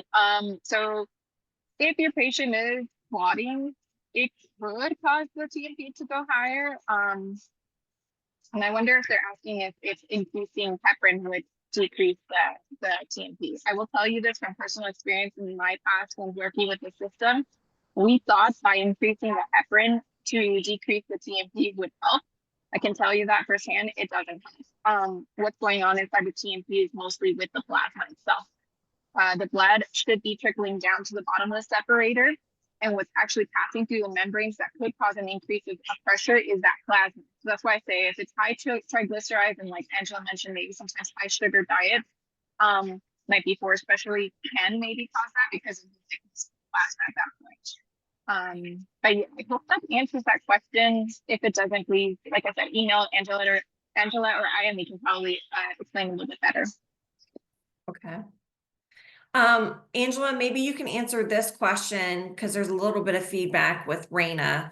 What size of IV catheter do you recommend if you treat LDL peripherally?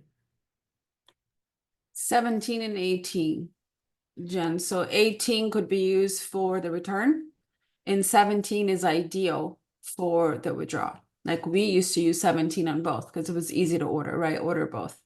But sometimes when we see a port in a return, if the patient only uses one arm peripherally for the return, that could be an 18. But anything smaller than the 17 will be causing arterial alarms. Okay. And then another question is, how do you do waste bag Bags. use? Are you separating waste bag from the priming solution and lipid waste? Yeah, so I guess when I mentioned, sometimes they remove the machine. So there are quite a few different ways, and we see that on the road that many of our sites use the rinse and the prime waste differently. So you can, if you have a Terumo bag, you could have one bag on each side. So one connected to your patient side and one connected to your waste side. Then you just remove the one that was on your patient side. You can discard that and just keep your second bag connected so you don't have to disconnect. I've seen some sites use, hi Jeff. I've seen sometimes some sites use one bag in 2 bags.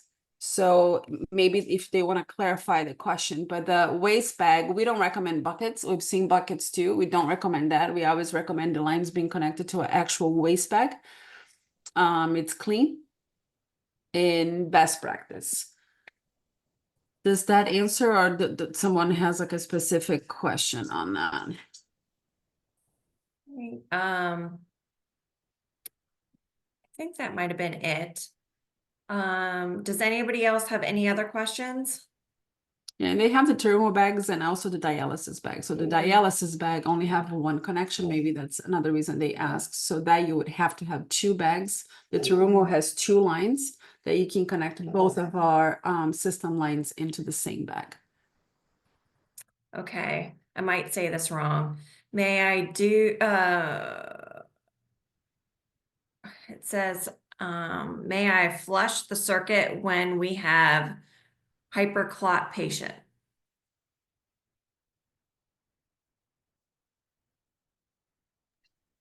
I don't know if you can hear me okay now. Sorry for the background noise. Yes, so this question is, I think I might be saying it wrong, but may I flush the circuit when we have a hyperclot patient? This could be that they're probably asking if the TMP is high. I'm understanding it that way. If the TMP is high, they're thinking possibly to flush with the infusion bag that they have of normal saline on the left of the machine.